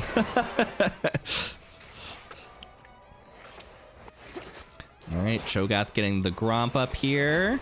He's gonna go for that Teemo gank. Yeah, we'll be there, but only a little early compared to this Braum, who is only he's only about half a camp ahead. But we'll have first move on this Teemo. We'll see if he's gonna go for that or if Gunny is just gonna go. Oh, gonna go ahead and skipping all, just waiting for the spawn here. Brand coming around for it as well. They may have to fight for it. They're gonna run into each other here. Ooh, he doesn't have his feel smite. it. The burn gets it. Oh, the first burn victim of the game here. Now they're going to go on to Kha'Zix. Kha'Zix, Gunny not happy about that. Death by Noob trying to go in. Kha'Zix gets forced to flash. It's going to get out of there. And that is all she wrote. Brand content, I think, to take that early scuttle. Not even close, baby. Not even close. Oh, Dirge, you're in danger. Oh, the flash. Stay away from me, big scary monster. And he's playing the Spirit Blossom skin too. That skin is so cute. A little raccoon tail. They're still in danger though. Gunny not willing to let this Teemo just be exist in peace for the third time, showing his face in that top lane and the bot. Although in the bot lane you've got very low mana here from Giraffesicle, so they've been doing a good job of pressuring. But not a whole lot of sustained damage remaining here. The Knight looks back here as soon as she has built a 10 CS lead. That is a Grasp of the Undying on Teemo. Interesting. Arriving in the bot lane. Can you get out? Flashing that. No stun landed. Got pink back over here. Teemo getting pushed in now. Yeah, Kha'Zix on that Brand jungle, skipping camps to go straight away to this bot lane, try to relieve some of the pressure that his bot lane is under, but good flashes, they were getting right out, so that means Giraffesicle and Disc100 free to just continue applying the pressure, and we'll try to take that lead back to base here. Let's see if they're at Noon Quiver, might be a little early for that. We'll see if they're at 1300 yet.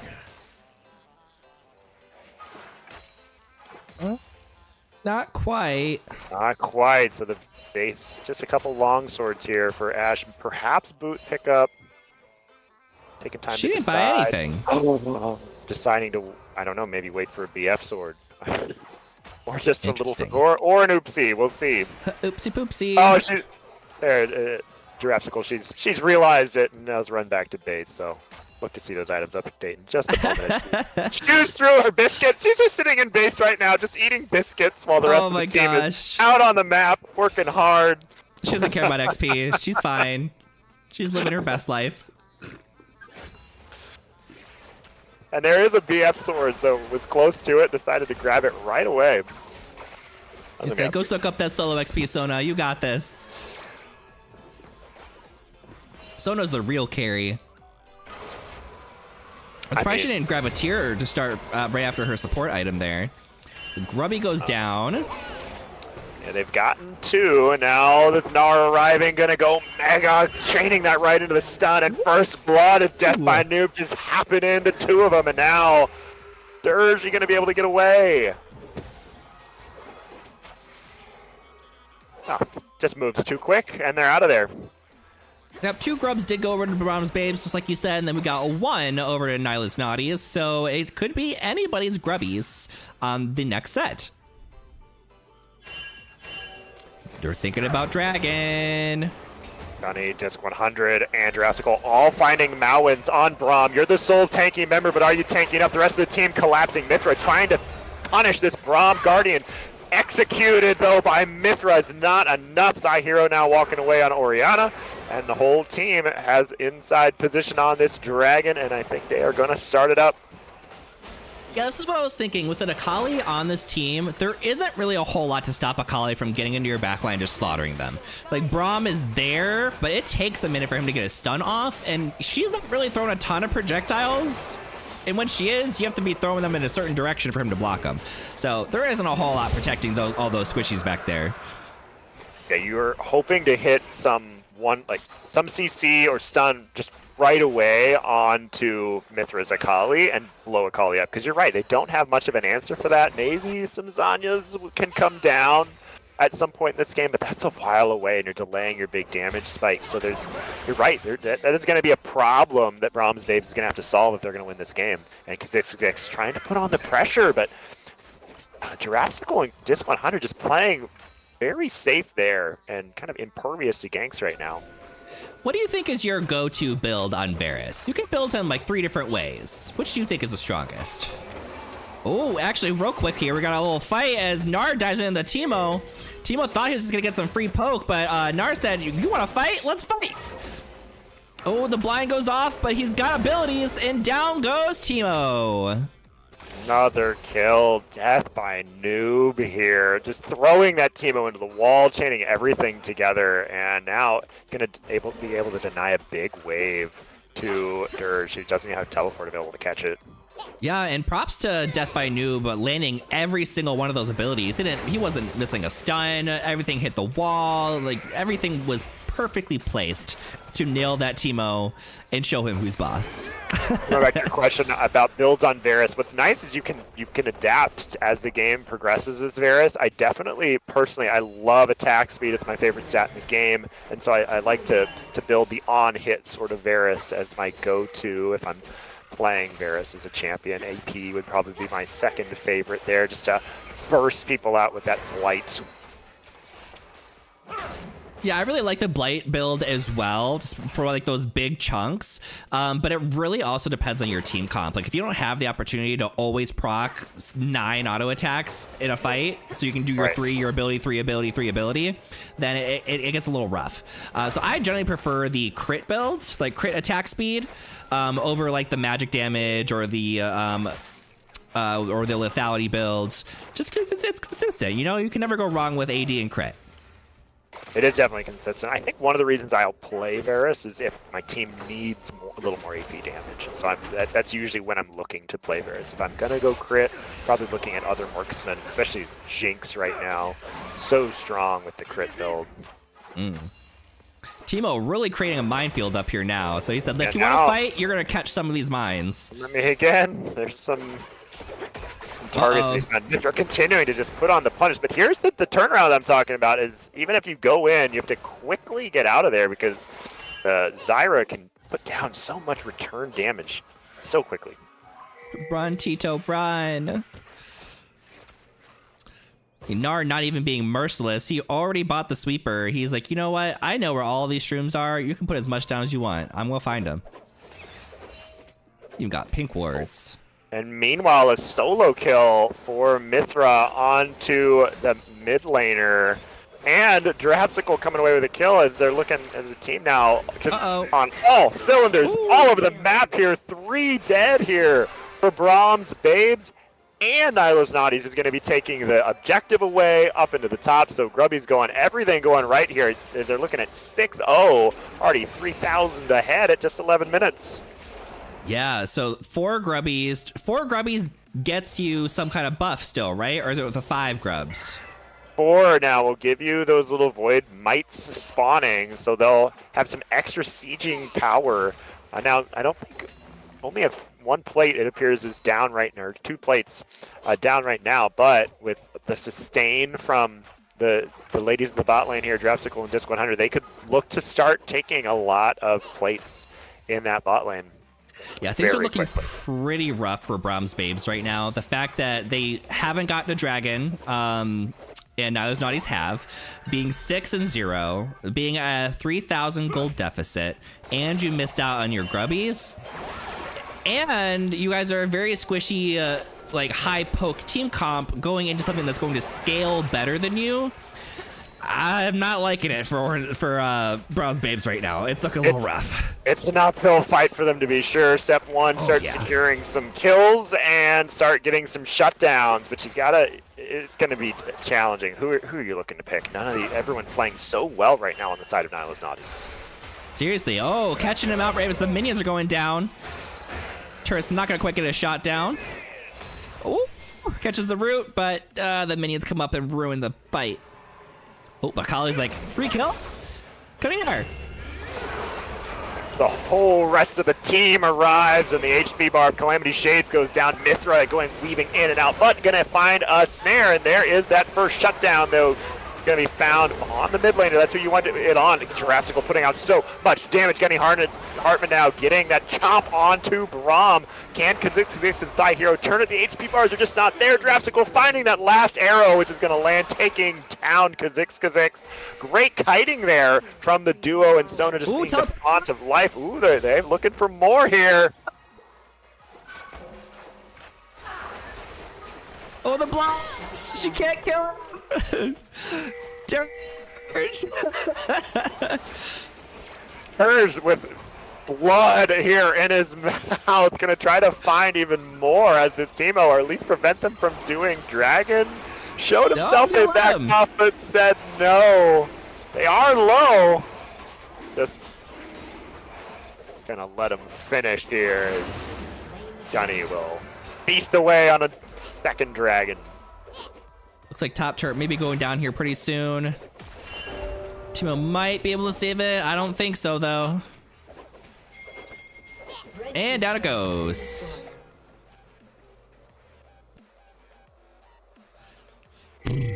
Boy.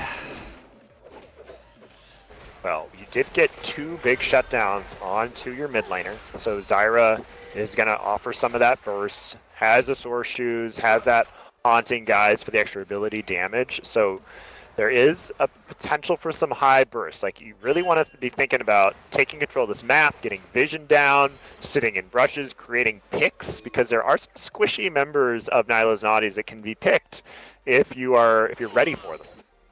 Mm-hmm. Interesting choice on items here for Ashe. She started with Terminus. That is the popular, like one of the popular builds here. You just get to be this Ashe that, and rather than like kind of foregoing the crit Trinity Force way era here, and I'll hold my tongue as Disc 100 just trying to ward is going to eat one big CC, but turning it around there with that crescendo, and now Drapsical just trying to kite out Mounds and Calamity Shades here, putting out a lot of work with the Rangers' focus and the Qs of Calamity Shades and the Mounds and Calamity. They're willing to just step away from that one as a wash right now, so probably happy to just have their lives. Ashe is actually the support in this scenario. She's like, I'm supporting my Sona, die! That's definitely, it's a surprising amount of damage, and of course you are able to cut through some of the resistances every other shot with that Terminus, cutting through the resistances of your opponent, so you're making it a little easier for everyone else to kill the targets that you're focusing on, so it is a little bit more supporting, and it keeps you alive. Now it's flashing forward though, trying to find something. It is easy, see? Well, not easy enough, I guess. They did grab the Rift Herald up top while that was happening, so nothing was secured over here. Just another quick advantage for Nyla's Naughties. That is the weakness of this lane, is they are just not receiving these brand ganks as well as they probably would like, because it's not super easy for Varus to find an attack. It's not super easy for Rami, unless you're flashing forward, even then it's just a slow. So if there's any summons available, you're probably not scoring a kill, so Kha'Zix trying to do work in the bot lane and just can't get through. And you know, despite Cho'Gath being a slow clearing jungler, he has been in the lanes, and he has landed basically every knockup he's arrived to throw down, which has turned into an amazing amount of kills for his team. So even though he's not the greatest at clearing, he's clearing champions. That's what really matters here. On both sides, though, are farming well, which just means that this lead that Nyla's Naughties has built is not getting bigger. So time to bully relative Teemo. to the rest of the game, yeah, but we'll see if it's going to grow in a moment as Dervish has nowhere to go. Going a long way. Enemy turret. He is moving quick and has flash available, so somehow run through the enemy turret and find the escape path. Way to go, Dirge. Oh.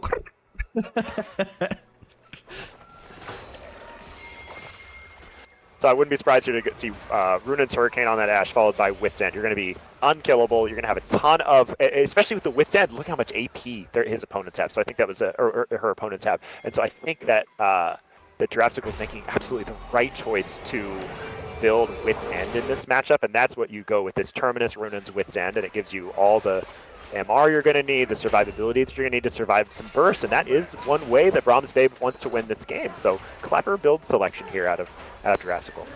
Yeah, and Ashe is generally like a support carry in a way, and she's really showing that off here in a sense of you've already got a Kali for AP carry, and you've got Gnar as basically your fighter AD carry, so she doesn't have to rush straight damage to be that carry when she can do some lockdown and some shred for the rest of her team. Ashe is also probably gonna have the worst time trying to get to all those pokey people aside from her W. So, oh, Cho'Gath just running face first in there. He said, I ain't scared of you. Let's go. Akali coming in from the dive.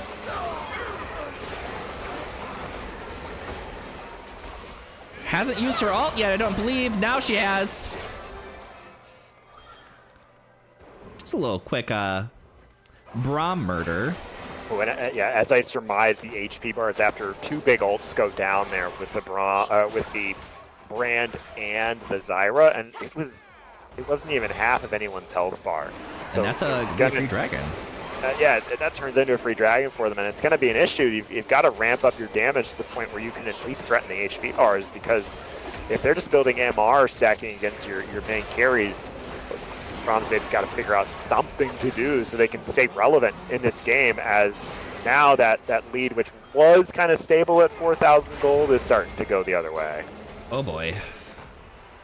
Oh, he landing that knockup. Does he have his ultimate? He doesn't, so he can't nom that Brand. Cho'Gath being fearless here. He's like, I'm just going straight into their jungle. I don't care who's here. This is all mine. The wolf to potentially feast. I want to do something with it. Give me those snacks.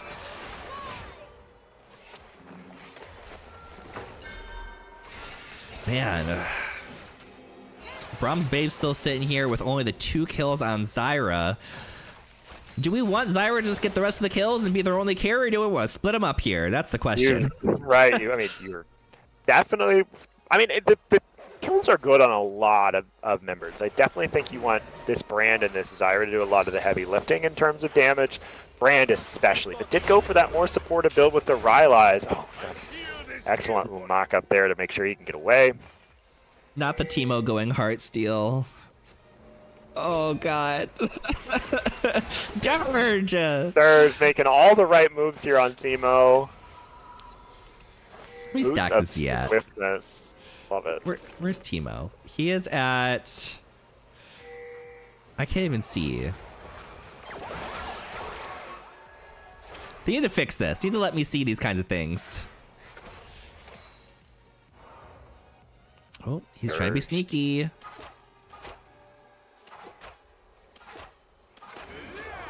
Oh, it says max health gain 0. Did he must have just bought it.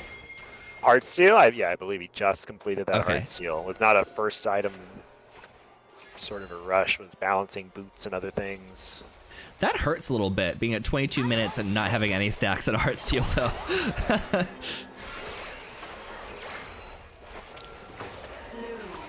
Oh, bye, Xano. Thanks for coming. Teemo trying to be sneaky. Teemo trying to be that tank for the team. Right now, he's got, like, double the health Braum does.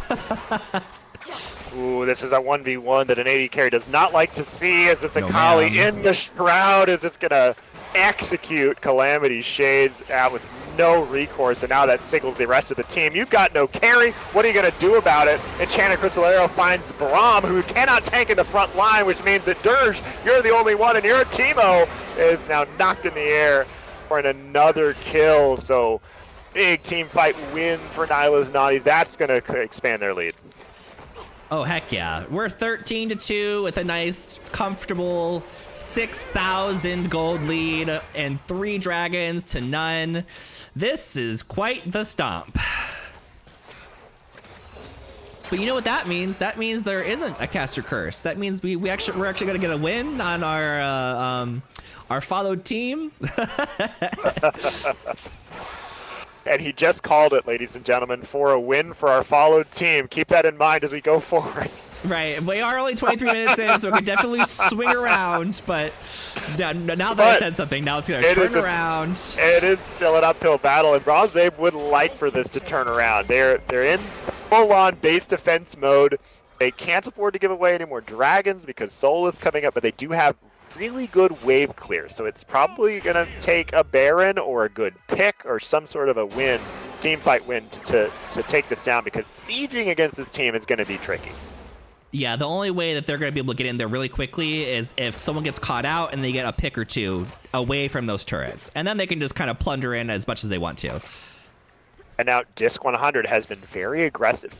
She was very aggressive last game going into the jungle and warding, but unfortunately it was met with some picks. This game has been going in, making sure to keep the vision cleared out, and so they're going to, you can already see that Sona moving in there to start taking out wards and threatening to take a Baron, because they know they're going to need it if they're going to siege down this base of Brahms Babes.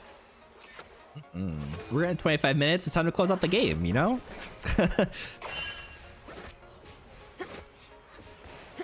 Looking to stop the Sakali. Is she gonna be able to get this turret? Ghost is procced.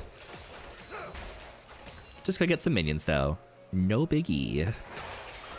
And that is what a poke composition like Braum Babes cannot afford. It's too difficult to get a pick. Like you want to be on sieging turrets, you want to be in an objective first to just sort of pokey stick at your opponents and don't let them engage on you. And since they're flying from behind as this comp is just very tricky, because picks are not what you selected in champ select. And so this is although they're trying something now, but look at that. Their whole team just spotted with that plant here.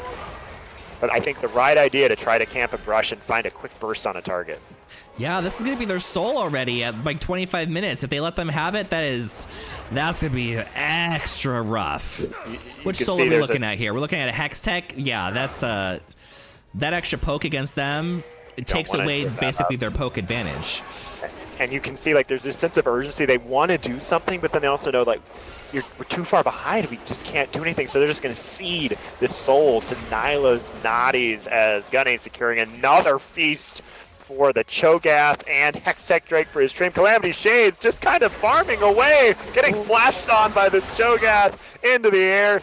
Somehow Disc 100 pulling out another last hit out of her pocket. Now they're just sieging up. No Baron needed.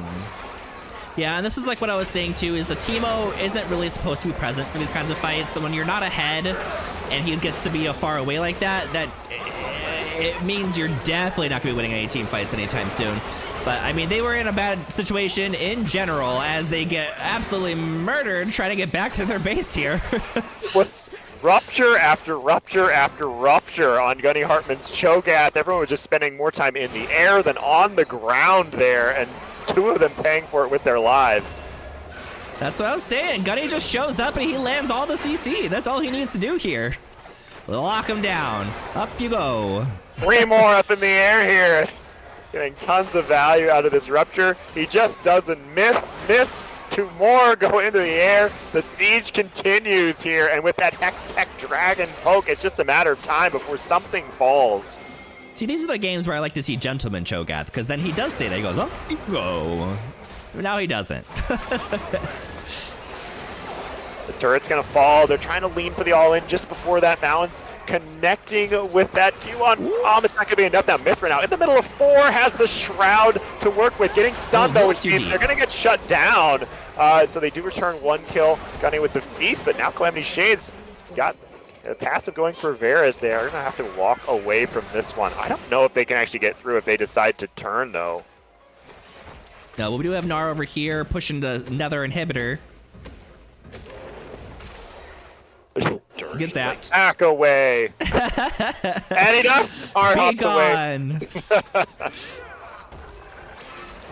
They're slowly whittling down these inhibitors, all 3 of them at once, just slowly but surely. Spy Hero has worked his way to the side here, trying to poke down Gunny and his fountain Sona. But now Sona out of mana, so doesn't have a lot of anything left. Dirge blinding. Jurassical Gunny, look at this, 1v4 essentially, because Sona's not a champion without mana, so just pulling the entirety of Brahms Babes here and trying to get this. An enchanted crystal arrow finds the target. Drastical now moving up. There it is. The empowered Q coming through. A ton of damage on the side hero. That's one of your carries down. And they're trying to go for Sona, who is Ohm here. So the Calamity Shades just working on taking down the minions because they can't do anything else. They have no one that can quickly cut through Gunny. Malon's trying to apply some CC. It's not going to be anything near enough as all 3 inhibitors have now fallen. Ooh, what do you think they need to do to turn this around? You tell me. You know, you gotta. if I knew, I'd probably win more League of Legends games. This is a tough one. You're staring down the barrel of more than 10,000 gold here with some huge members of the team that, quite frankly, have itemized very well against this team. You've got lots of MR, 2 Wits Ends, or Wits Ends soon to be complete, I imagine, as soon as your obstacle goes back. And so it's just, yeah, there it is. And it's just going to be so challenging to get through this team. Nothing short of perfection, and probably some misplays would afford you a window back into this game. We're gonna send some prayers to the void, hope the world collapses and blue team just disappears for a few minutes so red can get a little catch up here. Maybe they're thinking about Baron to close this out, but they might not need to if Akali just goes ahead and picks off the only person with some kills. Nope, they said we want all the objectives. We want 4 dragons, we want Baron, we want to close this out the right way. This has been so clean. I mean, look at 3 deaths. 3 deaths for Nyla's Naughties. They've been playing so clean the whole time. Now they've worked their way up to this 14,000 gold lead. They've got the late game in the bag here with Sona. Sona late game is just hard to touch right now in the meta and has been playing it brilliantly. Disc 100 has been all over the map with Vision securing everything for her team. And ultimately, it's just impossible for Brahms Babes to do anything about this. Yeah, being in the base with the Baron buff now, maybe they'll close it out here in the next couple of minutes if the rest of the team decides to join them. They're all out clearing some camps just for some funsies, you know, just boost those CS scores. We have our team red buff, you know, Gunny taking the base. It's quite possible does not get to be in the victory snapshot as this Hex Soul just is sieging down Brahms Babes. Will they have one more fight in them? They've got to try something. It is a temporary 4v5 if they want to go for it. And there they find the engage. On to Sono, tries to turn it around with a crescendo, finds a target and chance to turn to Crystal Arrow. So 1 down. So they're holding out a little bit here. Calamity Shades trying to hang on, but Mithra now is in the back line. 2 gone immediately. And now no one except Kazitz can do anything, and there's no ult for that brand. Mithra's a psycho. Mithra's just like, come her. And Gunny arrives right at the last minute to say, I'm here, I'm helped. I helped. Good job. What a game. He did secure just every single dragon was just feasting up the whole map. I thought that Brand was gonna have a big CS advantage, but kept it very close the whole time. So great job there as Nyla's Naughties with the W. Yeah, you set up a big pokey comp, but then you had a big fat Cho'Gath in the way. And that big fat Cho'Gath was also landing all of his CC to set up the rest of his team. So it definitely could have gone either way. Like, I could have seen how the pokey comp could have won here, especially if they were just able to poke down the Cho'Gath and get him out of the way. But Gunny was on top of being where he needed to be, exactly when he needed to be there, and landing the CC to really set his team up for success. But that's my opinion on what I saw. Who do you think is MVP for the game? Oh man, what a great team effort that was. It was so long. I mean, if you go 22-4, you know everyone is playing really well. And I think that there were some great performances. Mithra was in the back line, just taking out everyone. Gunny was just wherever he needed to be. I loved the adaptation by Drapsicles and her build to go with that heavy MR. But I would actually give the play of the game here to Disc 100 on Sona. I think Sona that you don't get that far ahead and remain that far ahead unless you're playing a game of Vision. And I think that Disc 100 was committed to the Vision throughout the game, played that laning phase as a squishy Sona incredibly well. Kha'Zix on Brand tried to come bot and make sure that their team didn't get behind, but it just wasn't enough. Sona's vision was always catching out Kha'Zix. He couldn't do anything in the jungle. So overall, I think Disc 100 and her vision control would give MVP. Let's see Vision scores, just out of curiosity. So Vision score was a 73 on Sona compared to Brahms 52. So you're right. Her Vision score was up there. She purchased 7 control wards, placed 23 wards throughout the time, and destroyed 9 wards. So I definitely see what you're saying there, and it definitely was a team effort. Everyone did really, really well in their role, but I'll agree with you. We'll give it MVP goes to Disc 100 on Sona. Congratulations. All right, let's see if they're ready for their next game. Okay, it looks like we are still waiting for the next team to show up. Looking at the chat here. Let's see. They don't call me Tim said, I just said I want Sona to die before the game ends, and it was so. I was Braum. Braum's like, murder! You got that Sona murder in right at the end there. You almost caught her clean, but you got that crescendo off on your back line. And Whatever helps you sleep at night. Dancing. I love that satisfaction was presented to you. I love that for you. Yeah, at least you got to die dancing, I guess. With the Yeah. crescendo. And Frost Queen Ash sent a crying face. Taco Loki said, slay Sona, slay. Yes. I need 2 seconds to go to the restroom, so I'm going to leave this to you to, I don't know, recap the game, talk about an icebreaker. You got this. I'll be right back. You know, I think that what I'm looking forward to in this next week, viewers, is the change coming up in 14.10. I think the crit changes that are happening for I'm a marksman player myself, so the crit changes happening are so exciting for me. I'm so glad to be back at 25% crit. I can just and I'm not even really sure what the build was, so if it is going to be. So if someone can tell me what the build is going to be, let me know. And we just saw Sona in the game, and I think Sona's actually already in a good place. And now with Sona back there protecting some hyper carries, letting him scale with just the amount of crit and even the attack speed items just seem good as well. I think it's gonna be really exciting. I'm still debating, like, do you go like IE first just because 1300 is now more of a BF? It feels weird to rush a Noon Quiver because there's no crit items that build out of a Noon Quiver.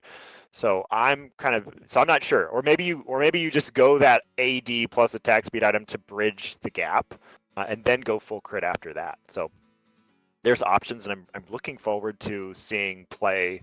I guess it won't be next week, but the following week, as we get on like the final patch of the split 14.10. And wait, so Noon Quiver isn't going to build into anything with crit? Yeah, Noon Quiver is no longer building into that. So Noon Quiver is it builds into like the AD plus attack speed item. So Kraken is losing crit, so it's going to build into Kraken Slayer. It's going to build into Static Shiv, which is also losing its crit. So it feels weird. I'm not sure that Noon Quiver is going to be your go-to rush. It almost looks like Caulfield's Warhammer might be the rush if you're going for some of those items that build out of crit and are unable to back with 1300 gold to just get a BF sword. But that's going to be really important, I think, getting that 1300 base so that you can just go BF sword, and then you have options after that. You can go BF sword, Berserker's Greaves, because it gives you more attack speed now, so that's a nice balance build. You can go BF sword plus Zeal item, maybe boot to kind of balance your build, or just outright rush IE, and I think a lot of ADCs are going to like that as well. Oh my goodness. And the question I was about to ask is Noon Quiver still going to have like the bonus damage on the minions? But John answered that. He said Noon Quiver losing the minion damage passive while being more expensive is tragic. That is tragic. I actually really liked being able to pick up an item that gave me some additional damage to my minions because I'm not a good League of Legends player and I like being able to farm easier. It was nice. Yeah, you play like a Blade of the Ruined King Rush champion, and I miss it. I miss that little extra damage to minions. Yeah, and the base attack speed on most of the ADCs makes me really sad. Like the whole first level, for the first 5 or 6 levels playing ADC, I feel like I'm just like auto attacking every 2 seconds. Like it just feels so painfully slow. So being able to grab that Noon Quiver like on a good back was great because you got a little bit of attack speed. I could execute my minions easier. I'm gonna miss that a lot actually. So I'm really interested to see how this really changes up how my laning phase goes as an ADC main myself. Yeah, and I think even as the game progresses, because a lot of ADCs are going to want a 3-item spike, which is like an Infinity Edge, plus then your attack speed items like Phantom Dancer, Runes, something like that. And then probably like another big damage crit item, like a Bloodthirster or a Lord Dominix. And so you don't really have that much. And then even as a 4th item, you're taking whatever you didn't get. So even at 4 items, unless you're willing to go double Zeal items, just forgo a lot of AD for that 100% crit, you're not going to have a lot of attack speed. So I think compared to now, the optimal build from some carries is going to actually have a little less attack speed than it will. So I'm hoping that going 2 Zeal items is viable, or maybe there's a way to kind of curve into something in the mid game with more attack speed than just 1 attack speed item. Yeah, I mean, I personally would love to be able to rush some attack speed items rather than going straight into like an AD. Like, I feel like with most of my ADCs, I end up rushing into a collector. So not having that attack speed kind of stinks. So I always have to like rush my Berserker Greaves either before I finish my collector or just immediately after. So I would love to see me being able to rush an attack speed item first. There were some comments in the chat I wanted to talk about. Let's see. They said it was the Star Guardian skin that helped on the Sona. Someone plays the Orianna last game was also the Star Guardian Orianna. I was like, oh, that's so pretty. Mithra said hyper carry Sona, no cap. Late game Sona is just so incredible to have on a team. It's just you have your fountain right there. You don't go to upper base. Yeah, just permanently. Like, I love when people actually group up around a Sona properly too. Like when I'm playing Sona and I'm spamming my W and people are like running in opposite directions of me, I'm like, get over here, stand in my shield. It doesn't help you if you're over there. So when people actually cooperate correctly and group up for that it feels really good to be a Sona player in those situations. Gunny gifted a tier 1 sub to Taco Loki. Thank you so much. Welcome to the subscription, Taco Loki. Taco said, thanks for the gift sub, Gunny. Sugar Daddy Gunny handing out those subs some more. And then John said, Gunny is making 200 by 2025. Absolute madman. It's true, though. Gunny's iconic. I love Gunny. Frost Queen Ash said, Taco Loki is Disc 100's best friend in the whole world. Oh, we love friendship. Friendship. Speaking of friendship, I don't know if you saw in the general chat, I posted a photo of myself, Power Bottom Barbie, and Tender Kitty. We all went and got seafood boil today. We were supposed to do it last week on Wednesday because I talked about it, but we did it today instead. Well, that sounds better late than never on that one. That sounds. How was it? Was it good? It was really good. So what we did was we all got like the pick 4. So we got like mollusks, clams, crayfish, like crab, like a whole bunch of stuff. And like I think all 3 of us got crab, like as one of our things. And Power Bottom's over there like getting every last inch of all of the meat inside this crab. And Slide and I are over there like, we can barely get this thing apart. Like I gave up on my crab eventually. I like put half of it like in the bucket. I was like, I'm done. And Barbie just like started taking it apart and getting what was left. And then Slide was struggling super hardcore, but then his last leg that he got, he like pulled it and it just pulled out a perfectly long piece of crab. And I was like, I'm jealous because that would have been the best bite of the day. So he got the best experience. But I love mollusks and I love clams, and I had plenty of those, so I was very happy. It's a lot of work eating crab. It is. It's one of those things where it's like, but it's somehow so worth it, even though it's so much work. Yeah, if I did it again, I would probably just not get the crab and get some more like mollusks or clams, just because it is a lot of work. But that's just me. I'm just lazy, I guess. And then I also got to see Power Bottom and Tender Kitty, so it was really cool. They're actually my neighbors. Like I can literally walk to their house in like 3 minutes. I don't see them very often because I don't leave my house. They're doing some chat and stuff here. Let's see. Trish was talking about, I wanted to go to C2E2 to say hi, but I was busy. Oh, Trish. It's okay. Gunny said, IDK when it is for, you said you're busy for all 3 days. I would have called in sick for you. Oh, he said if he had a friend's wedding, but I'll keep it in mind. Shrimp Wheels says, OMG, we're being casted. And Jessica's like, welcome to the stream. Welcome. We're going to read you to filth. No, I'm kidding. We don't do that. We only read you a little bit if you play Teemo top and go Heartsteel. Dirge. I was pulling for that Heartsteel Teemo top. Yeah. Dirge, you had your moments. Don't let anyone put you down. I've seen it work. Like I've definitely seen it work. It was just unfortunate that he got the Heartsteel so late, so he wasn't able to start stacking it earlier, and then also not having another tank on the team to really like be the front line anyways. Like Braum was just a little too behind to be that person, so it was a rough scenario to try something creative. That's all. Gunny says, I'm honored and humbled. I've left the sainthood and became a life of shrimp. Shrimp Wheels # prawn. Where does this name come from? Like, There has to be a story, and I love the commitment to the actual tag prawn there on that one. Right? And not Gunny's hashtag being ban ye. Hey, it's happened. It happened in game 2, so if the trend continues. Oh, there says, shall we? Y'all, are we ready? Oh, who are we going against? We've got Nyla's Naughty taking on Kaisa's Kittens this game. Kaisa's Kittens. And they switched sides. So Kaisa's Kittens will be on our blue side. And then we've got Nyla's Naughties on the red side. We haven't seen a Lux ban for this today, have we? We have not. That is one thing that the trend was broken there. No Lux bans in game 1 or 2. But no one's played her either, so that's... I'm still sensing homophobia here. I'm beginning to get some of that. Yeah, that Yi taken right out. Diana for the 3rd time?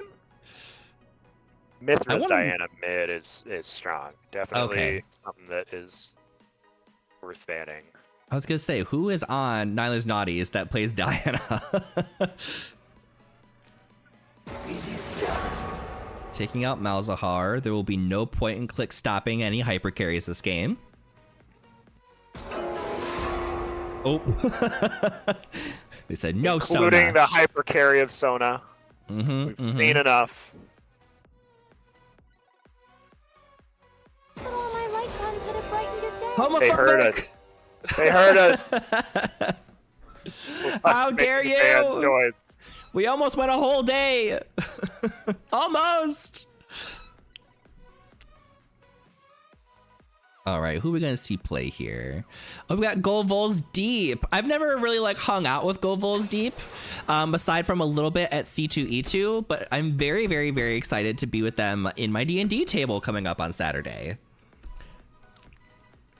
It's him and his partner. I want to say it was his... Yeah, his partner. So it's him and his partner, and then it was Buck, I believe, is going to be at my table. I just hear such good things from everyone participating in the D&D CMSA events, and I'm really jealous. It's like I should pick up and start playing. You should. How could it not be fun? A bunch of queer people playing Dungeons and Dragons in a creative space. That sounds like a great time. Oh, Radio Alice says you love to hear it. Hi, Radio. He's gonna be my DM. He's a DM for our table. So we got the Shen picked here. We got Gwen, so probably Gwen going top, and then a Syndra in the mid. So Mithra on Syndra. Has played Syndra on stream to great success before. Mithra always someone you've got to pay attention to in these games. Has Definitely performed in that last game on that Akali. But now on a different flavor of champion here. And Misfortune picked up Misfortune Maokai. Assuming that's Maokai in the bot lane, that's a very strong bot lane. But it's not probably as strong as it was. I think crit and on hit marksman have definitely picked up a lot of value as lethality has continued to get nerfed and nerfed and nerfed. It can still be very effective, especially when you have that much CC though. Mm-hmm. Oh, gonna gifted a subscription to Radio Owls. He says, "Hi, Rob." I'm loving this team comp so far on. Oh my gosh, what was the name again? Not Nyla's Naughties, the other one. Kaisa's Kittens. Yeah, I'm loving Kaisa's Kittens draft right now. This out of 3, see, I'm really loving Nyla's Naughties right now. I think Milio is in such a good spot in the meta. It's that having the cleanse against some of the CC options. It's just very. I think they have, and they're very flexible in where they can go with their draft so far. Yeah, I'm seeing a lot of individual carries so far on Nyla's Naughties, whereas I'm seeing the team fight comp over on Kaisa's Kittens. So far, I'm very interested to see what these last couple of picks are going to be, but I already love the lockdown and the protection for this Misfortune. What's the worst that could happen? No Jinx, no Wukong, no Xerath.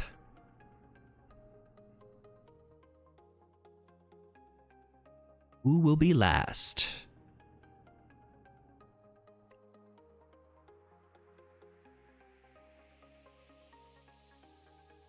Don't be suspicious. Don't be suspicious. Foley Bear, good ban. Get him out of here. He's OP. Can always. You're never safe when there's a Volibear on the enemy team. No, ma'am. Always do something.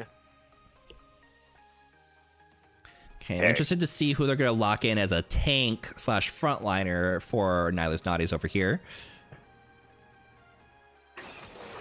Well, that's not one, so... Kog'Maw Amelia, what that's a classic combination here. This Holy is range. So strong. Yeah, it's made a lot of range and just can instantly melt through the front lines. Now, Shen can stay alive longer than some, though, being completely unable to be damaged by those auto attacks. Oh, the range here.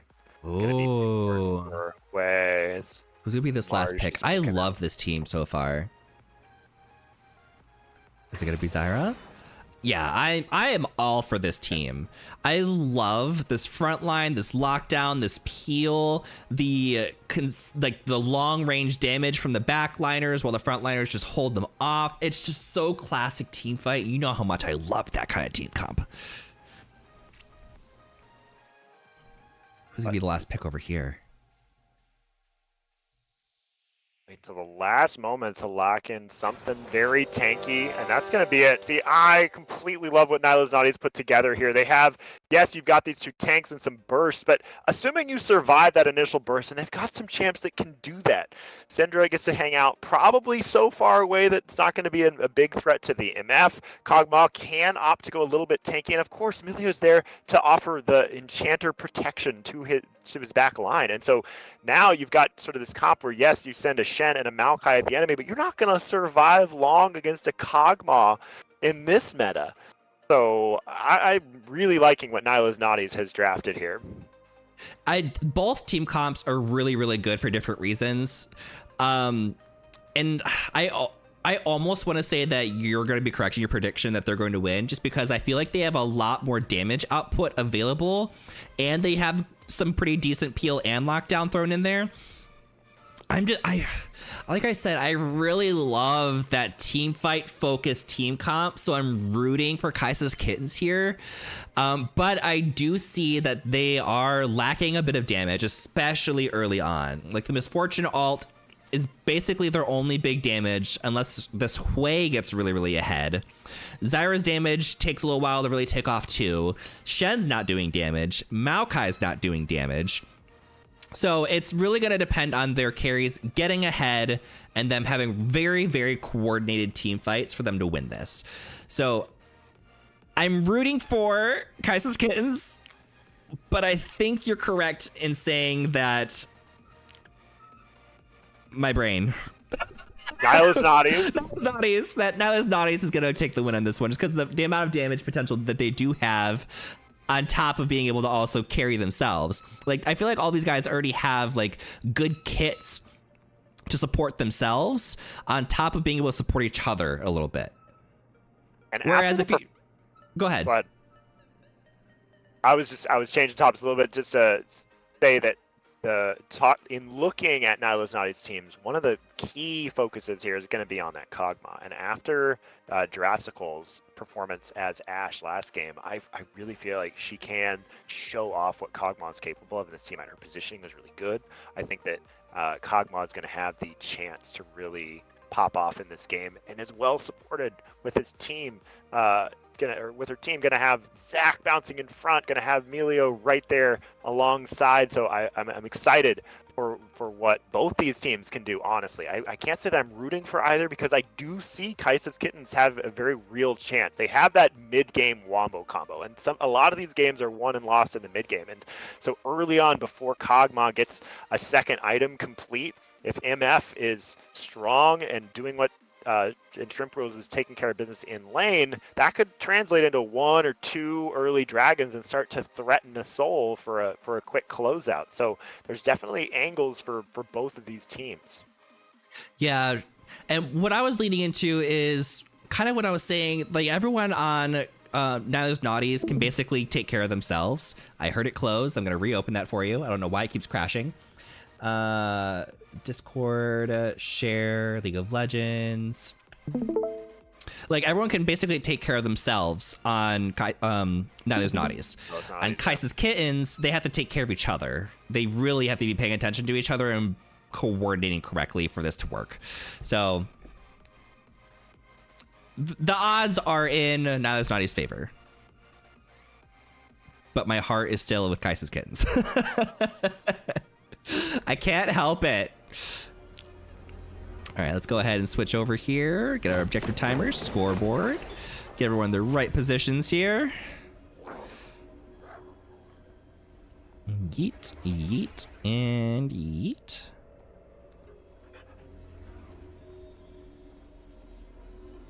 Will we see an invade finally coming down?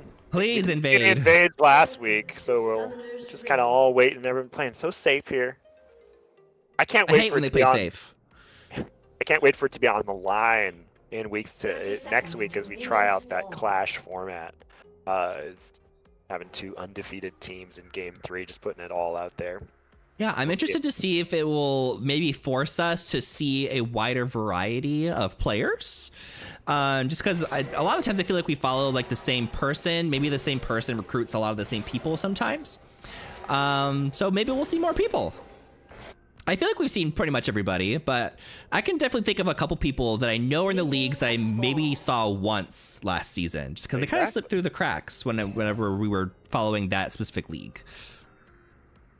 Speaking of slipping through the cracks, starting item for Drapsicle is just still waiting in base for him, so hopefully I she notices. love this skin. Which one? Is this an MF? Yes. Oh, Shrimp Wheel's fantastic. What skin is that? I don't know. I've not seen that one. MF has a lot of good skins. She does. Someone tell us what skin that is. shortage. What skin is that No on Misfortune? Is that it's not it's Space fabulous. Groove? No. And is that a chroma? Oh, is that Pearl Space? I don't even know. It's fabulous, whatever it is. Fabulous. Everyone's skins are fabulous. Look at these fierce queens. Look at this.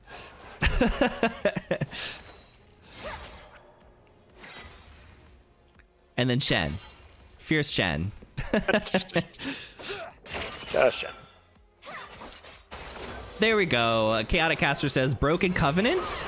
That's correct. It's the Broken Covenant. He says Prestige, I think. Prestige, Broken Covenant. Mm-hmm. And already a lot of hurt going on as a double up lands. Drapsicle's HP just about gone already, level 1 here. So Shrimp Wheels and Mars doing what they need to do in the bot lane. I just realized that that's a Hui support. I love Great this. support. Yeah, threw me off as well here. Mars just coming to the bot lane. I personally play Hui support, and everyone always flames me for it, so I am obsessed. The only reason I'd be flaming is because you're hitting me from like 2 screens away, and it just, I'm like, what do I do? Nothing. See, I'm not a good Hui, so I'm not really landing those long range snipes. So you wouldn't hate going against me. It'd be great, actually, for you. All these electrocutes getting procced on Syndra by these dirty plants.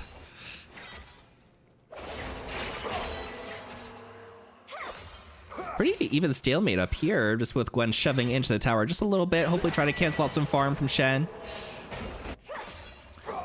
Jungler's going in opposite directions here. Zac maybe rotating towards... Not going to be able to gank top because Shen is pushed in. Maokai may be able to gank bot side. They're pretty even here. They are slowly pushing based on this minion wave. Misfortune's not here though for it, so they might have to wait. That's the thing. I think, well, they can wait. Thresh will go up and take that. Oh. Gunny gonna see if goes all deep, steps a little forward, getting hit by the stun. No immediate Holy electric electrocute. shot by Gunny. Now the re-engage will hop in there. Just missing though, goes all deep, sidestepping. Oh! And Gunny taking some turrets. It does have a passive, but now Thresh is here to try to take things over. Us the only one level 3 among these players. Probably 2 more turret shots than you wanted to take there, I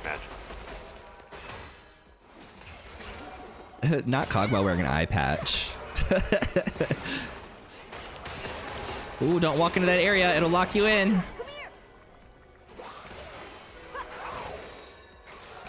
So, just an early base was all it took for Drapsical to kind of stabilize this up in CS and has a way pushing in. So, great job, even though getting chunked out level 1 and for getting items to come back into this lane strong. So they need to make sure this Kog'Maw is looking alive, and they're succeeding so far.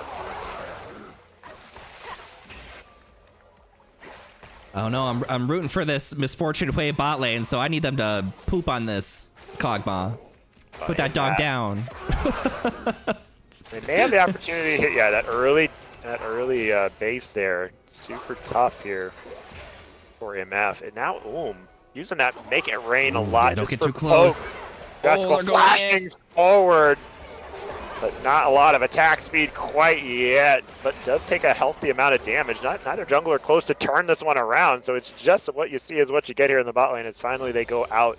Summoner used though, so heal comes out.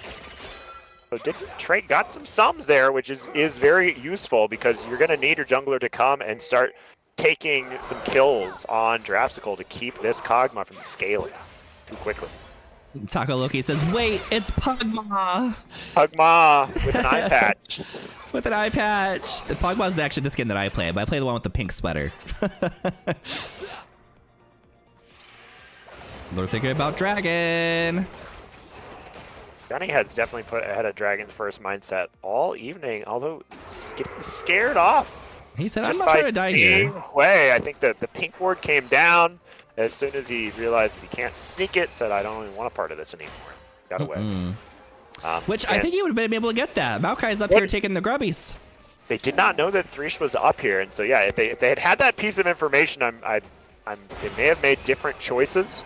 But as it stands, Thresh, now they're about to know. So now Thresh, but you have a Shen able to use that. Sand United 2v1 immediately, and Death by Noob just sort of stuck flashes, immediately followed by Will's flashes as well. Now trying to just run away, and will get out of there. So good to save their life, but does not prevent Void Grubs. Meanwhile, Gunny started that immediately, but realizing that you're just a Zac, you're taking it really slow. Yeah, his bot lane's not coming up to help him, so he's a little nervous. Quay's moved up here. Pokes away. Gunny really resilient here, trying not to drop it, but there's just not the support from your bot lane. Kog'Maw, not a champion known for getting lane priority early, and does not have it. Gunny forced to elastic slingshot away and concede that. Ooh, skinny.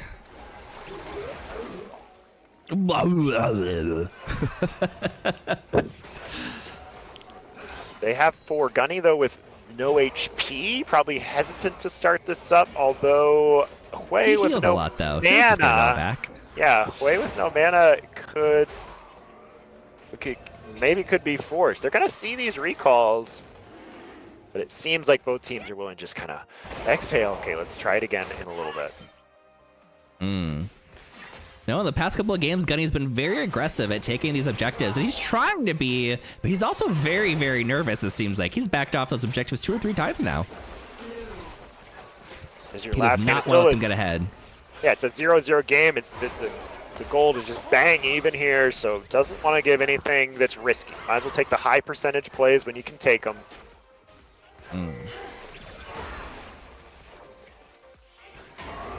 And GoVols here, Machine Gun Kirby has just really put on the hurt here on Mythra, has finally won the War of Mana, so Mythra can't really do a whole lot in retaliation, and of course that lost chapter means nowhere near running out of mana. Girafsical just That super range. yeah, just has so much there. That Arcane Barrage just coming out. Disca 100 now trying to pop away from Shrimp Wheels, and AMF just putting out a ton of damage with those love taps. Which I need to see. I need to see this Misfortune really pop off, because it's either her or Zyra that's going to be carrying this game on this side of the map. I mean, you're probably looking to lean all in right now if you're Kai'Sa's Kittens. I mean, yes, that Kog'Maw did some damage, but no items. You're up a whole lethality item here, and with that Serrated Dirk, although does finally get the base in. So first shop here for Girafsical is immediately going to be, the 2 major components of that Blade of the Ruined King coming out, all the AD. And have no problem farming. 58 to 41 in the bot lane. Heck yeah, and the gold is basically even. We might be like 100 or 200, like 100 gold difference between the 2 teams at almost 10 minutes here. So no one's got like a crazy lead. We do have 3 grubbies over on Kai'Sa's Kitten side, so we got a lead there. But we're looking at Dragon again. Who will reign victorious? Oh, nothing for that Stretching Strike to latch onto, so cannot pull Mars back, but a little bit of damage, deciding to now start it up. So Gunny and Nyla's Naughties here working on Dragon. Everyone knows about it. There's soon to be 4 here in the Dragon area. Ooh, it's looking dangerous. We're gonna need a big bullet time to try to make something happen, but Shrimp Rule's out of mana, cannot bullet time right now, and that perhaps signals Gunny to go in. Shen-ult. It goes right into the back with the left bounce, but now we have a 5v4. The teleport coming down as they're joining. No one has fallen yet. The disengages are happening. Discmire forced to use his ultimate to get out of, or ultimate to get out of there now. Yeah, this is gonna go in. First blood strikes and the dragon falls, and overall, you have Nyla's Naughties coming out ahead here with kills, and Kog'Maw picking up some of them. Disc 100, she's just doing work in the background, keeping her team alive. Eventually, though, falling as GoVols deep on the death throw, picking up that one in return. Dang. I thought for a second there, yay, a lead for Nyla's Naughties, but oh, did that turn not so great in their favor? Basically just losing a 2,000 gold lead. Yeah, the gold was completely even into that, and both teams went all in, and Kai'Sa's Kitten, or Nyla's Naughties coming out on top. Kai'Sa's Kittens can't quite join it, but they are trying to find even more here as Gunny has immediately moved up to challenge these grubs. We're going to see another 4v4 here. Ooh, that means they get the grubby buff. They got 4. Are they going to secure a 5th? Zach's trying to make sure they don't get the 5th one, but he might not have a choice. Oh, they did such a running great different job. directions. Yeah, they did such a great job to drop, and Mythra will fall. Maybe Threesh, can you get there? Oh. An auto attack Almost away, did it. surely. The stun comes down. Mythra trying to kite it out. Now you've got this little guy that's going to take you down with a down there from the sapling that just had murder in its eye, taking down Mythra. And Kai'Sa's Kittens did secure that 5th grubby, so they will have the level 5 buff from the grubs. It was down 2,000 gold after that whole exchange. Now just 1,000 gold, so kind of trying to level it off just a little. Did get some solo farm as well onto Shrimp Wheels during that, because it was Cassandra actually was the one moving up there, or just 100 rather. So it's just so close right now. GoVols deep, just keeping Gunny entertained. You know, that's what Gunny wants. He just wants to be entertained. Ooh, Oh, get the clips. instant breath of life there, and Gunny's gonna try and get away. Mars, and he's out there. Mars, you can't quite get there to lock things down. even with that range. Gunny, though, not content, going all in once again. Stretching strike lands, nothing to connect it to, and now Mars, you're all alone. Putting out a lot of damage, though. Didn't quite find one. Yeah, that Hui ult early is a little, I feel like it's a little weak in my opinion. It looks like it's gonna hurt you a lot, but then it only hurts you a little.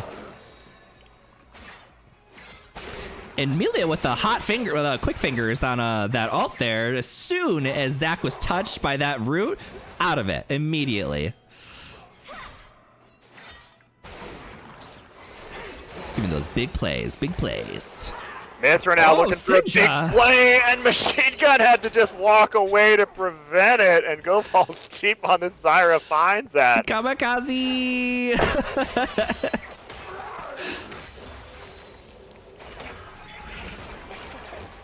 Oh, and Big dance for they the found Kog'Maw. Jurassical. It's 2v1 momentarily, but they don't have vision for a moment. The lapse could be too much damage. Jurassical finding it. I Oh think they're my trying to goodness. get the kill over to Mars, and now can you get away from this? Tapping Ghost's gonna run by this turret, and what looked to be secure does not turn out to be a disaster, as Hui from a screen away makes it happen. That the fact that they just kept losing vision on them because it was just sitting in that bush, like Miss Fortune should have just walked in for melee range and just fought it. That was a little rough.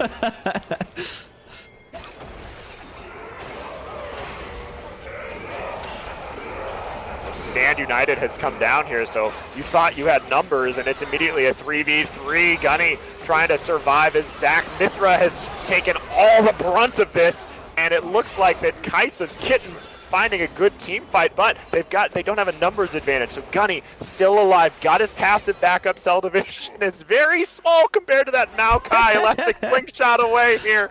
It's gonna escape just barely. Is there gonna be a twisted advance? No. Gunny alive.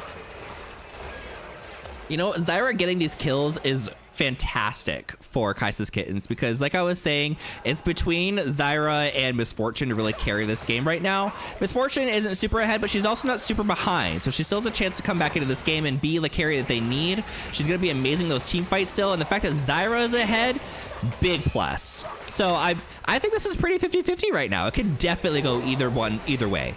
The right people on both teams have the gold. You've got this Jurassical and her Kog'Maw with Blade the Ruined King going to be huge in this next fight, and then you've got Machine Gun Kirby with this Luden's Companion, so it's going to be a really important dragon fight. The first one, it was the score was totally even going into it, and look at this, number 2 spawning in the score, and the gold once again very even. Ooh, he's locked down there, getting that first turret down. Ooh, and Jurassical losing her flash right before this dragon is going to be really important. Will not be available for the next big team fight. Hello, Emilio. This 100 just on roam duty. Like, as soon as Nyla's Nice wants to take an objective, moving up there and making sure that they have the numbers advantage, and that is going to help them secure this Rift Herald here. Yeah, I'm feeling for Gwen right now because she does have her Rift Maker, which is one of her core items, but until she gets that Gnasher's Tooth, she doesn't really pop off. So it seems like she's just kind of hanging out wet noodle fighting the Shen until she gets to her power spike. And now Nyla's Naughty's just conceding this dragon. Probably wise here. Good call from Kai'Sa's Kittens to immediately take advantage. Ooh, a little too As close, they got Conky. a read from Rift Herald, and yeah, you got to be careful. You do not have a turret there, so it's a long walk back. If you find any CC, you're out of there. When Shrimp Wheels and Mars continuing to look, but the ward has been placed. I love that little patch that they've added in here to give the attacking side just another opportunity for a flank angle. That little patch of grass with the pink ward. I'm loving the Misfortune build. I am very, very against the lethality, like Youmuu's Rush. So seeing the Collector come through first item gives me hope that she is going the full crit build. I'm really hoping to find that going on here. Ooh, Rift Herald gets dropped.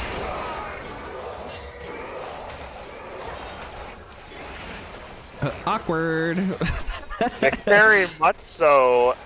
And going down here without much damage. So Rift Herald kind of stymied there from the side of Kites and Kittens, who has really worked their way back in this mission, flashing forward to try and do some damage. But now you're just in the middle of an entire enemy team and you go down. Unleashed. It was kind of the leash power there. It could not take down Zyra.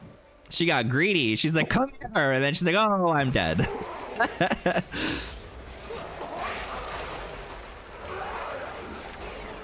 I don't know if you want to be this close, Kog'Maw. Oh, he might. He's putting down the damage. Without having misfortune there, Hui, you're not doing so hot. That Arcane Barrage is just so strong. Oh, yeah. Drastical using it so well. At this point now you've got it fully maxed out, especially if your Melio's there. If you're kept alive in a team fight, you're going to output so much damage. And now we've got a 3v3 brewing here. Drastical moving in, trying to contribute to this fight, but instead opting to dive Mars and has lost a lot of HP under turrets, so the damage is not there. Shrimp Wheels just finding Disc 100 with no Kog'Maw, who did not come up to join that little skirmish, was zoned out effectively by Mars.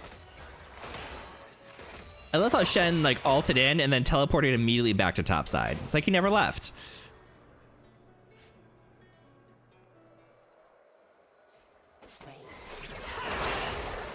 Poor Mithra feeling like she's getting camped over here.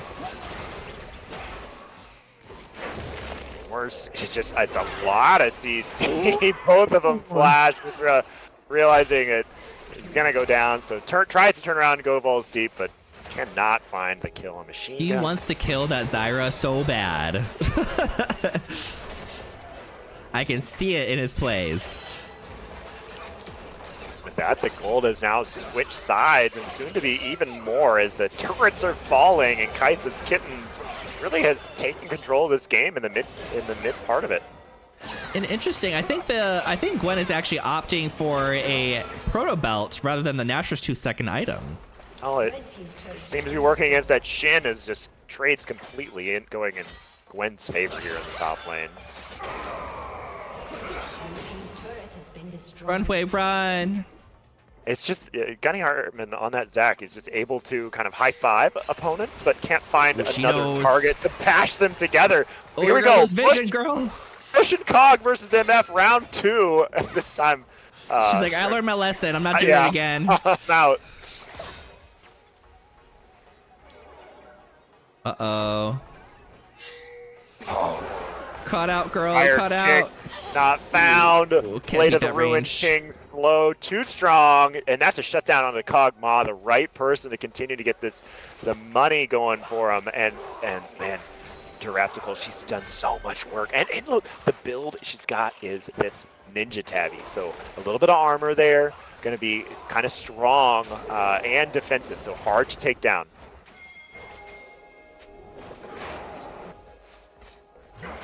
Not Malcolm. Oh, he's going with him. Oh no, he was baited.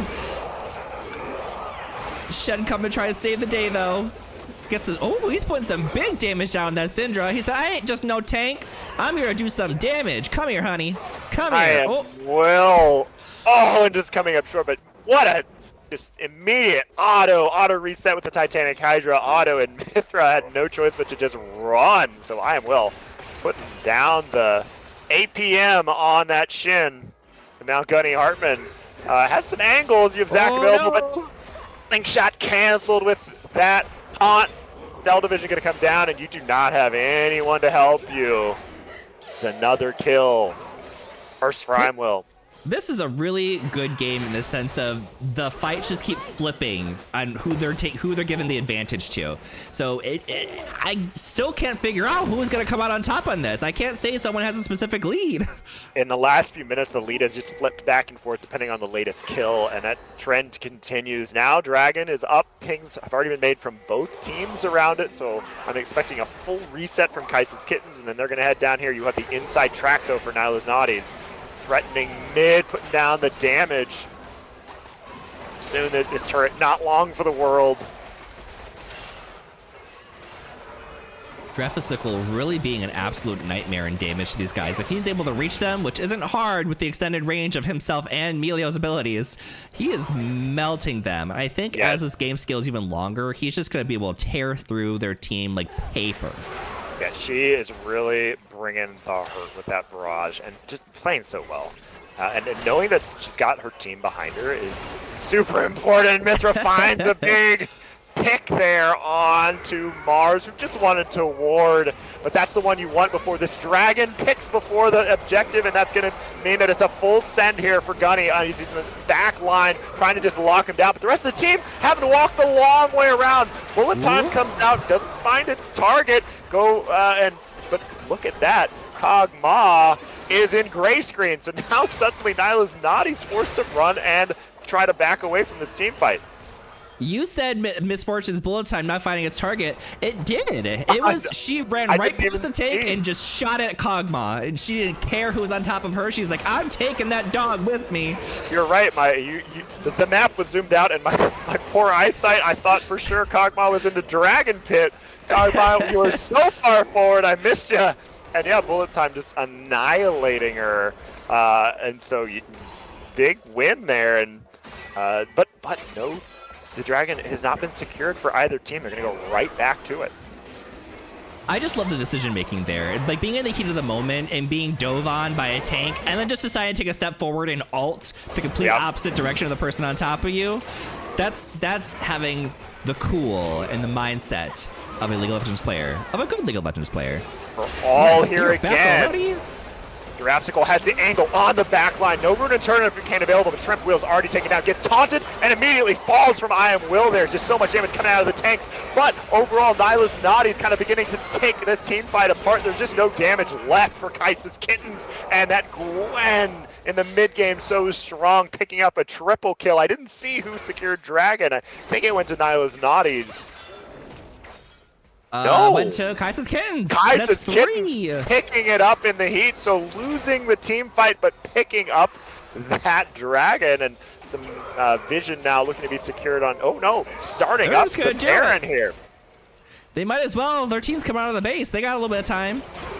They do have time. They do not have a Kog'Maw, however, so a lot of their damage in base right now. But don't let that fool you, because Gwen has a lot of sustained damage. Death by Noob. Piloting that champion so well. Mythra playing zone defense here, trying to keep the enemy team away.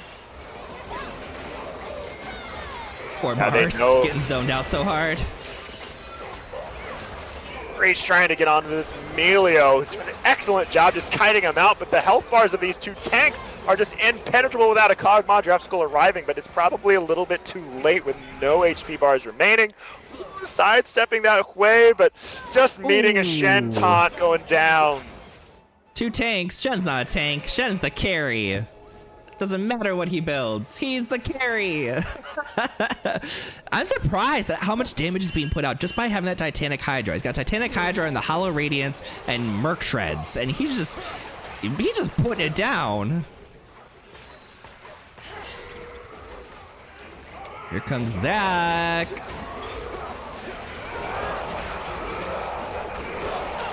Taking out that Zyra. Basically the only threat they have to deal with besides, well, I guess besides Shen now. Shen's here to 1v2 the house down Boots. He said easy peasy, lemon squeezy.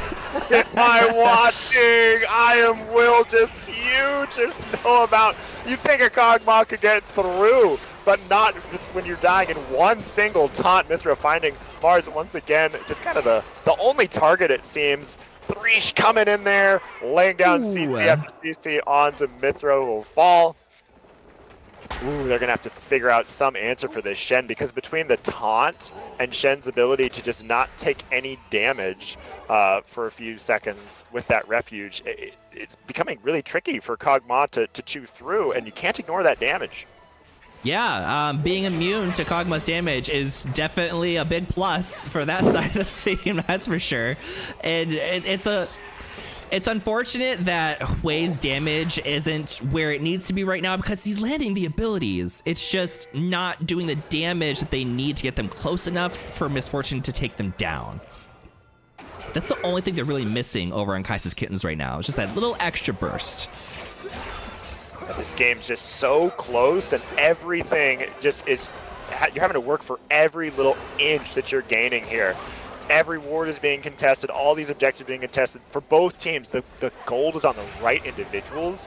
So it is really up to anyone's name, and they find a little bit of a tick onto Girafsicle, who's able to walk away, though now she can re-enter the fight, having Bioarcane Barrage up, hasn't put out any auto attacks quite yet, though, as they're just trying to play so safe. They've re-engaged here now, going in here, Death by Noob on that Gwen. You're immune, you can't take any damage, they're just diving to the back line. Gunny Hartman locking up the carries, which gives Girafsicle time to start cutting through everyone. There's no more refuge for Shen to take. They're running him down. Blade the Ruin King hits another slow machine gun. Kirby, and they come away with a win. What are they going to do with that team fight victory? Ooh, looks like they're going to be going back to Baron again. Take 2 here. This time, though, all of your DPS options available. And Gunny over here, he's been trying so hard all game to get to these objectives, and then every time just having to turn around, have this big fight, and it just sometimes just not go in the favor. He's probably feeling pretty good right now that he is able to just go take an objective and not have to turn around and deal with some BS. They have to be quick here, though. Dragon spawning, and I bet everyone from Kaiser's Kittens coming out of base knows where they want to go. It is Soul Point here, so we get a quick breather before another potential team fight. That last fight played so well. However, Girafsicle did have to rely on her flash and her ghost to get out of that situation, as well as Milu and the rest of the team, because otherwise it looked like Kog'Maw was about to just go immediately, and all of the damage from Nyla's Naughties was going to disappear, but staying alive key in that fight. Kaisa's Kitten's going to cover this dragon. Shen does have his teleport coming up just now and his ult, so he'll be able to participate in this fight if he has to. And Gwen's trying to do a split push up top, so he's probably going to have to come back up there pretty quick. He can't decide where he wants to go. Does he want to go top, or does he want to go support them by dragon? Yeah, Death by Noob does not have teleport available. Ooh, bullet time comes out, doesn't find a big target this time. Gunny, though, way behind enemy lines. But Kaiser's Kitten's not sure how to navigate this, as the fight is kind of happening in 2 places at once here. They have the jungler pinned deep inside, and now can Gunny get around 3 members playing the zone defense, clashing 2 of them together with stretching strikes, staying alive using that Cell Division passive, and Elastic String Shot comes out! Melio able to save him! Now back to full HP, there's a chance to stave off a Soul Point of the Dragon. Creative running from Gunny Hartman. That was insane. Zach was just like, I'll be fine. Then he gets back, and he basically goes back to half health just from the Melio ultimate, and that's going to let them secure the dragon, making sure that Kaiser's Kittens does not get that soul at 30 minutes. I am Will looking for a flank angle on Girafsicles. Find it. Does the auto attack reset? Melio's there, though, to try to keep his carries alive, or her carries alive. Girafsicle just gets to go off here.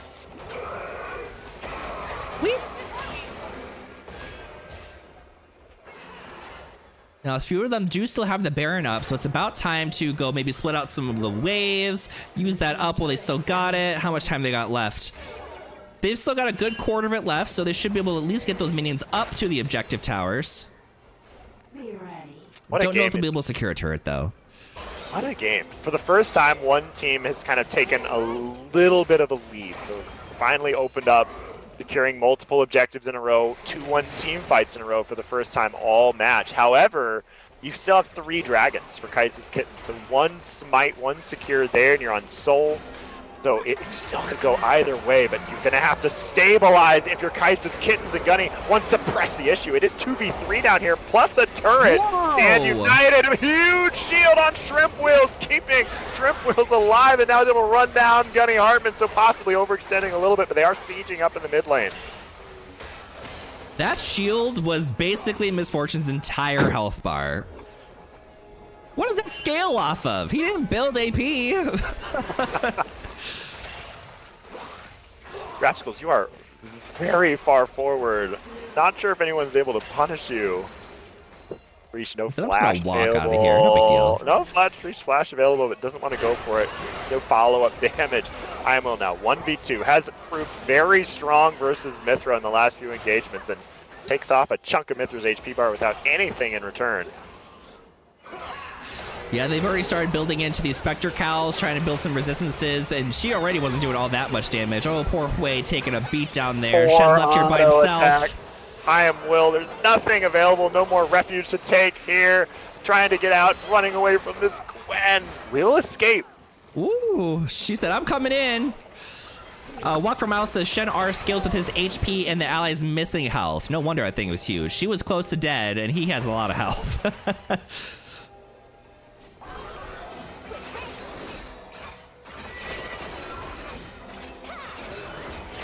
All right, they do not have Baron anymore. Looking to maybe, what's the next objective here? We got Baron up again in 1 minute and 40 seconds.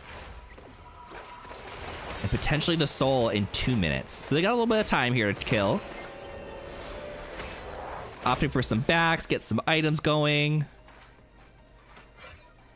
Yeah, since just before that Baron, this whole match has just been almost all Nyla's Naughties. They've strung together multiple team fights. They made great use of that Baron, although they were unable to take down any inhibitors.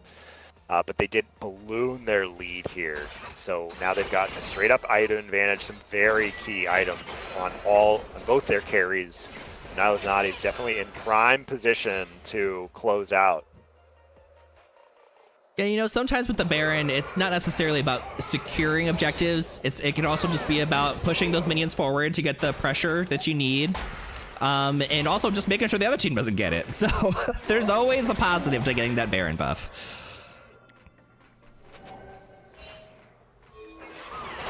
Yeah.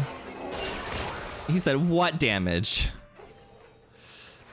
That spell shield on Hollowing Radiance is nuts. Is it Hollow Radiance or is it the other item? The Kadic Rookrin. Kadic Rookrin, yeah. It is a big shield completely negating the poke from Mithras, Syndra. Now Gunny trying to make Mars punish for holding waves. Mars has been bullied into the ground this entire game. Every time they show up on the map, they just gang up on him and make sure they are not playing. Oh, Misfortune caught out a little bit up there. She doesn't really have any peel, but she just flashed over the wall. Maybe she's safe, maybe she's not. She gets flashed onto. Oh, and she explodes.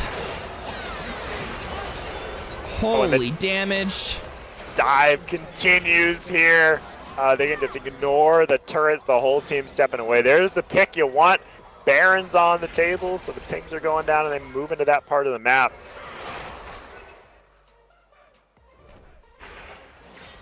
Baron number 2, let's go. Syndra teleporting back to try to cancel out that Shen. Stop the Shen. Stand united.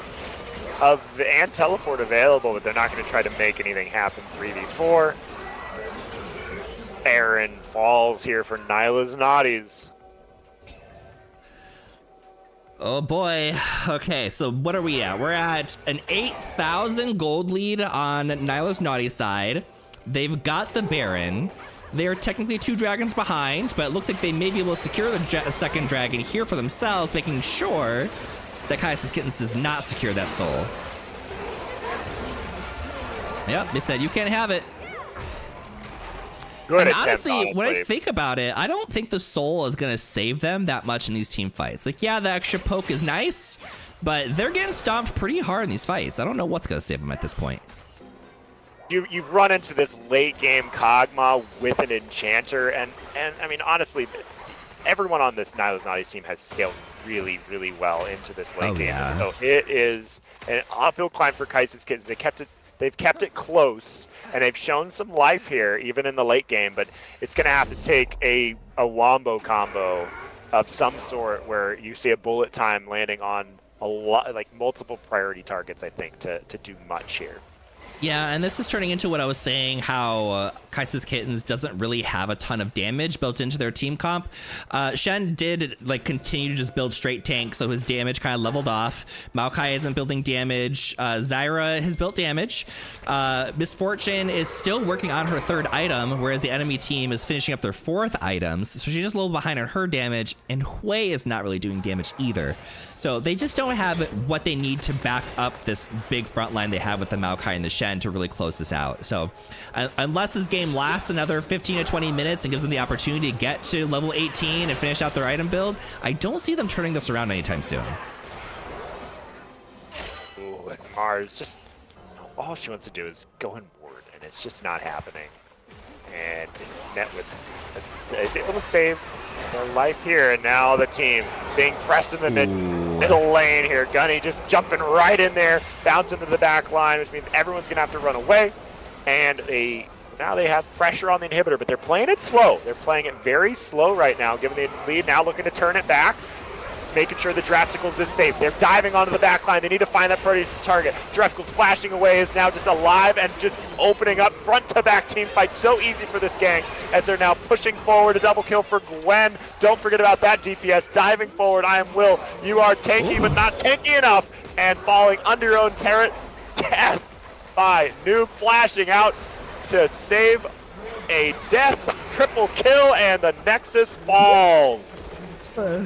Not Emilio making sure everybody lives with just a little bit of health. What a good game. That one, that could have gone either way throughout the entire thing, and then it just kept flipping back and forth, and then eventually it became like one-sided a little bit, and then it just spiraled into the favor of Nyla's Naughties. Wow. Who do you think was MVP for the game? Again, a really good team effort. I'm so impressed by Nyla's Naughties all night. They played as a team. Even in the defeat, you could see that they were trying to like figure out a way back into the game. They were working together. Everyone was fulfilling their role. So giving away MVP is so difficult. If I had to choose, and I'll put myself on the spot here and say that I have to, and I think that I'm going to give it. And anytime you're running this kind of a composition, so much comes down to your carries.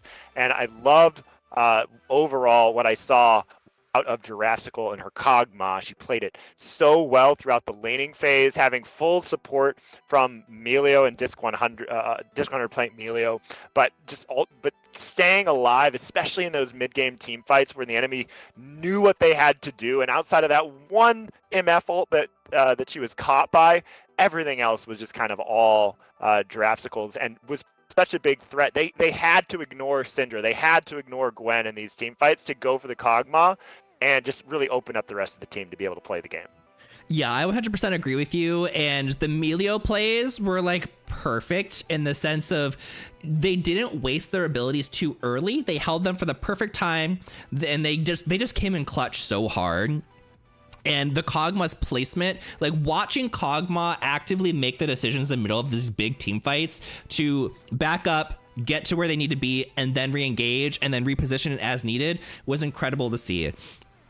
So I'm going to agree with you. However, I am also going to say this is going to be a double MVP. We're going to do a Jurassical and Disc 100, Melio and Kog'Maw double MVP. Congratulations, guys. That was a really, really good game. Looking at the chat really quick, people are talking about it. Frost Queen, aka Disc 100, says, "This is Disc. I was clenched." Mars said, "I didn't realize how clutch that Melio heal was. Like, wow." Kelton says, "Don't unclench until the Nexus explodes." Machine Gun Kelly says, "Cog was doing so good. He was all over me all game." And then Gunny gifted a subscription over to Machine Gun Kirby. Thank you, Gunny, and welcome to subscription, Machine Gun Kirby. Oh, I'm going to lose my vocal cords by tomorrow. I'm just like all this yelling, but it's okay. I love yelling. Who doesn't love yelling? So that's it for today. Let's talk about some CMSA stuff that's coming up this week. Book club's still going on, right? They're coming towards the end of the, I forget what it's called, the Lesbian Vampires in Space book. Gideon the 9th, yep. We're finishing that up shortly. The next book is on the horizon, so if you're interested, I don't think it's been decided yet, so if you're interested at all in joining book club, please reach out. We'd love to have you join our book club and help decide where we're going with our next pick end of May. I know, I believe ARAM League starts tomorrow. I believe signups end for that tonight. So if you haven't signed up for ARAM League, make sure you do that today. That's coming up. I believe Fortnite League started yesterday. I'm not sure. I honestly didn't pay attention. I'm the worst for that. I know we have the Dead by Daylight League starting up. I think that's this week.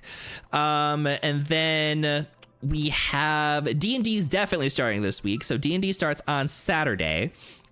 You will catch myself in that stream, as well as Rob, the DM. So Rob will be DMing for that one.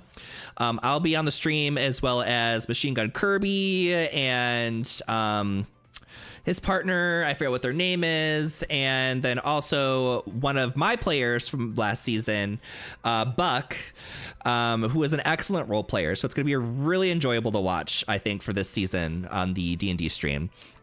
And then I know next week, Magic the Gathering starts on Fridays. There probably won't be a stream for that one. But if you do play Magic the Gathering, come and join us for some Commander Friday nights at 7. And I think that's everything. There's also a Valorant League coming up, but I don't remember the exact start date for that one. I should just be pulling up the calendar for this stuff, to be honest. Oh, and isn't there, did you already mention there's this new, what is the new hot game I saw on our hot games tab? V Rising. Okay, so technically CMSA is not doing a V Rising server yet. However, I personally have started an LGBTQ plus inclusive V Rising server. So if you want to join me and my friends, I think there's about 25 to 30 of us already who are playing on this server. The game launches tomorrow at 6 a.m. Central. It's either 6 or 8. I can't remember. It's in the Discord if you want to check it out. To get the information for that Discord, just go ahead and send me a DM and I will send that to you. And I think that's everything. And I think my own criticism for next week is to write down when all of these leagues are, or find where they all are before I start talking about them, so that I don't sound a little misinformed. So this will be more clear next week. Yes. That'll be what you tell me as soon as I log in. I'll add it to my notes. Add it to the notes. Perfect. Every time we start the stream, guys, he pulls up his notes and he's like, all right, tell Chroma, did you change the titles for the stream yet? And also make sure we set up Discord so that I can view it. So he can view it, I mean. So now we're going to make sure you pull up the calendar events so you know what you're talking about in the stream. Very important things here. All right, I think that's it for tonight. Do you have any last words, Sam? No last words, everyone. Thank you for watching. Be good to one another. Thank you, everybody. Have a wonderful evening, and we will see you next week for week 3 of the League of